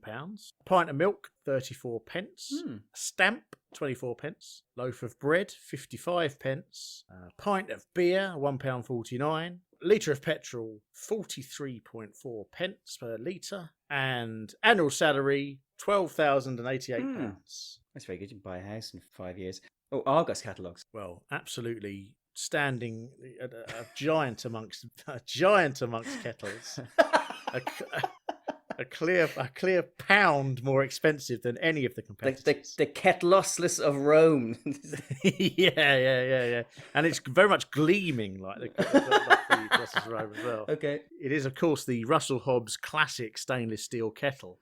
Hand polished stainless steel body. Hand polished. Plastic. Yeah, is that true? Do you think? I know. No, it's not. No. That can't be true. Plastic lid, water level indicator, maximum capacity 3 pints, 2,400 watt, non-slip feet, fitted with plug. £29.50.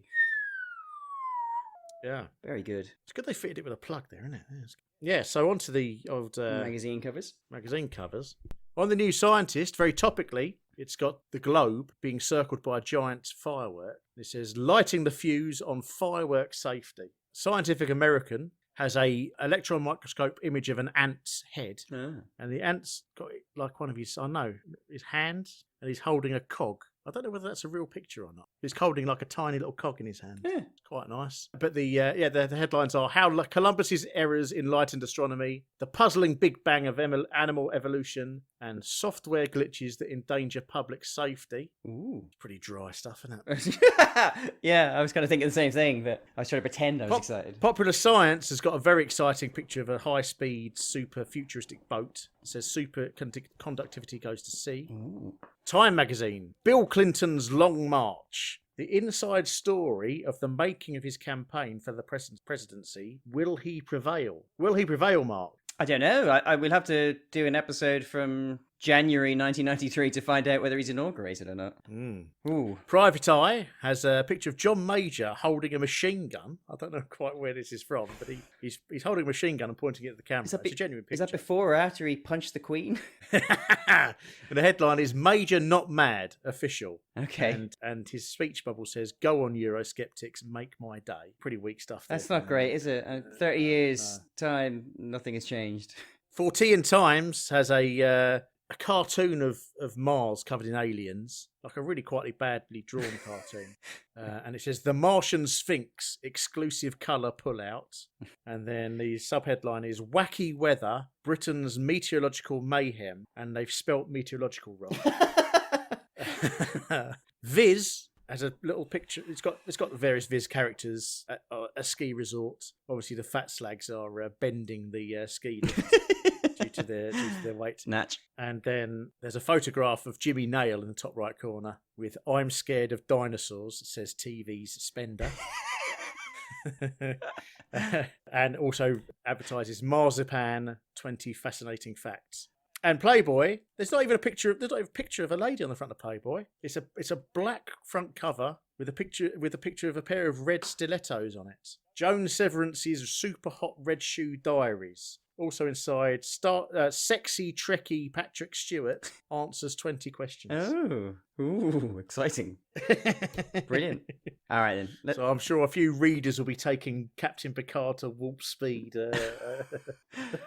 Well done, Russ. Okay, Audit time. Most important invention. It's got to be the centrifuge. Yeah, that's exactly what I was thinking. Centrifuge. Yeah, I'm happy with that. That's still in use and still has real world uses, and has presumably prevented the Netherlands from flooding. Yeah, on more than one occasion. And as long as it keeps turning, the entire country won't bend on its axis or whatever she said. Yeah. Most worthless invention? The measles vaccine that kills children. Oh Jesus! Yeah, you're not wrong. Christ. Okay. Most inaccurate prediction of the future.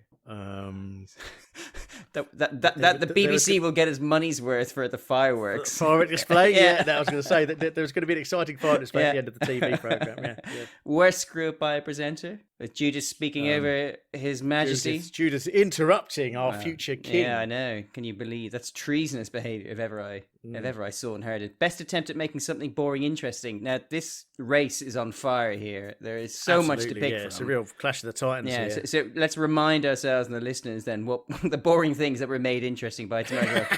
I think we can ignore the photographic emulsion. That's not quite exciting enough. The centrifuge, that was quite exciting, I thought. Yeah. But my favourite so far is the rapeseed explainer. Which, she managed to make half a beaker of cooking oil. Yeah, it's essentially what that subject that is about. It managed to turn it into an absolute. There's a stupid winch which is made excited by paragliding. There's the boring turfenol which is made excited by the Beach Boys and Howard bizarrely fat shaming himself. And then there's the degrizzling machine. I think it has to be the biofuel, doesn't it? The rapeseed. I think so. Yeah. I think that has the least amount of promise to it. Yeah, absolutely. And they literally fill the studio, as you say, like with exciting things for us to enjoy. Best use of music? I mean, only one of them is really. I mean, there's some lovely songs in it. There's some nice music, but only one of the songs is used to actually used. Yeah. So it has to be. It's got to be the Beach Boys. Good vibrations by the Beach Boys. Best or worst use of furniture? It's got to be the uncomfortable chair of news. Yeah. Most notable clothing? Well, I'm going to say it's the driver of the 3-4 Granada. Oh, interesting, because it is it is flimsy. It is flimsy. That's a really good shout. And the only thing I put up against it is that both Carmen segments she wears exactly the same jacket. So like she literally it's the most used bit of clothes in the show versus no clothes basically. I think it's going to be. Do you know what? I'm going to agree with you, and I'm going to sign up to what you're saying, because if it weren't for those blue shorts, that man would be buck naked. So they are notable. Yeah. Do we see anything in this episode that made it through to the future? Yeah, I mean, they're still using biofuels, that's for sure. Yeah, especially in Reading, apparently. I mean, that guy, Dr. Dances Pereira is still pushing his point in this photography. I mean, the failed measles jab didn't, but that's the whole point in that segment. Yeah. So quite a lot does. The tropical weed is still going strong. Oh, brilliant. The firework programs are still used, and Crizzle glass is going to crizzle. Still goes on, and that turfenol is still used to make vibrating speakers, and people still paraglide. So here we go. It's basically everything except the measles jabs that murdered kids. Yeah. What does the episode tell us about the 4th of November 1992? BBC is definitely treating Tomorrow's World seriously. Yes. It's giving it plenty of budget, plenty of space, plenty of scope to do what it does best, I think. Yeah, I think exactly correct. I wonder, like, if we talk about golden eras, like the one we grew up with, I think it's always a golden era. A lot of people look at the 60s and 70s as a golden era. Maybe this is the golden era in terms of just the show being resourced to like an overly sufficient level. Like this is when the BBC is ram full of cash. Yeah, I mean they probably raked in so much money from all those people phoning in Ghostwatch the week before. Yeah. I don't know how much they got, but Hadn't even that'd thought be a about premium rate phone number. Oh man! All right, let's look at the tropes then. So, presenter having to speak over loud shows. I mean, this is I'm gonna tick this so heavily. A, I might crack the screen, but also B, we might have to retire this. Like lift it up into the eaves of my house, just like they do in America. Maggie Philbin's sleeves don't match her body. Kate has nailed this twice, not once, twice. Yeah, Kate does. Yeah, Kate does the double whammy there. It's beautiful. It's our second double whammy. On non-matching sleeves. Stanley Kubrick reference. I think we might have to retire this, Mark. I feel now we've not had it for so long. Let's. If we ever notice, we'll bring it back. Yeah. But I don't think we need. There's no point in us checking it every. I totally agree. It was just a weird coincidence that we saw so many in the first few. That's why it's there. Something to do with oil rigs. You're damn straight. Yep. Yeah, in that centrifuge. Perfect. Suspiciously obvious brand name on the ad-free BBC. Yeah. Well, I mean, I've got through 6 cans of Whitbread just this episode, which is a hugely impressive performance. Clear and blatant lying. Yep. Looking at you, Kate. Yep. There were no evil farmers. I mean, the closest was, that Willow got absolutely destroyed. That's true. That's true. I didn't see any casual sexism. No, don't think so. I did see lab or space filled with darkness and coloured lights. Oh, yeah. Multiple right from the beginning. We did see some Dutch angles in the Dutch segment. Yeah, Dutch angles. Which is always the Dutchiest of Dutch angles, definitely. Item presented from a gantry. Not quite. I mean, when Carmen was in that centrifuge, she could possibly she was gantry adjacent. Gantry adjacent. Is that enough? I don't think so. No. No, we've ticked plenty this episode. Dad joke from Howard Stapleford. Oh, yeah, definitely. Absolutely. Episode ends on a damp squib. Oh, yeah. There is no Woolard and McCann abroad. No, I mean, we might have to add Carmen presents from Small. Yes, that's a good one. Woolard or McCann abroad or Carmen in a small European town. Lasers, yes. Yes. Magnets, yes. Yes. No boats. No. But this, I mean, we're only missing 1, 2, 3, 4, 5, 6. I mean, that is not bad. This is our. It's a beautiful. Tick heaviest. This is our most tropey episode so far, which is absolutely brilliant. Yeah, it was a real treat, wasn't it? Brilliant. Well, that's that then. Absolutely. That is that audited. Yeah. No one need ever think about this episode ever again. Yeah. that's our gift to the world. I don't know. I suppose you happen to know how many episodes we've got left. I do, Ross. I really have some bad news. Yeah. I know we've done 23, but that means we only have 1,386 left. So we're fast running out now. We're barreling towards a brick wall of no content. Oh, no. Absolutely. Yeah. Oh dear. Oh, well. 1,386. I mean, there's barely any. I mean, that rounds down to 0. Well, Mark... I think it's time that we put this episode to bed. I need to sign off now, actually, because I've got a plumber coming round in a minute. He's gonna fix the. Apparently, I've got a leaky pipe in my glory hole. So he's gonna come around and help me deal with that. Well done, Russ. So you've been sitting on that all day, haven't you? Both literally and figuratively. So until next time. I'll say goodbye. Yeah. We'll see you soon. And, well, until next time, if you're on the internet, we will see you tomorrow. Bye-bye.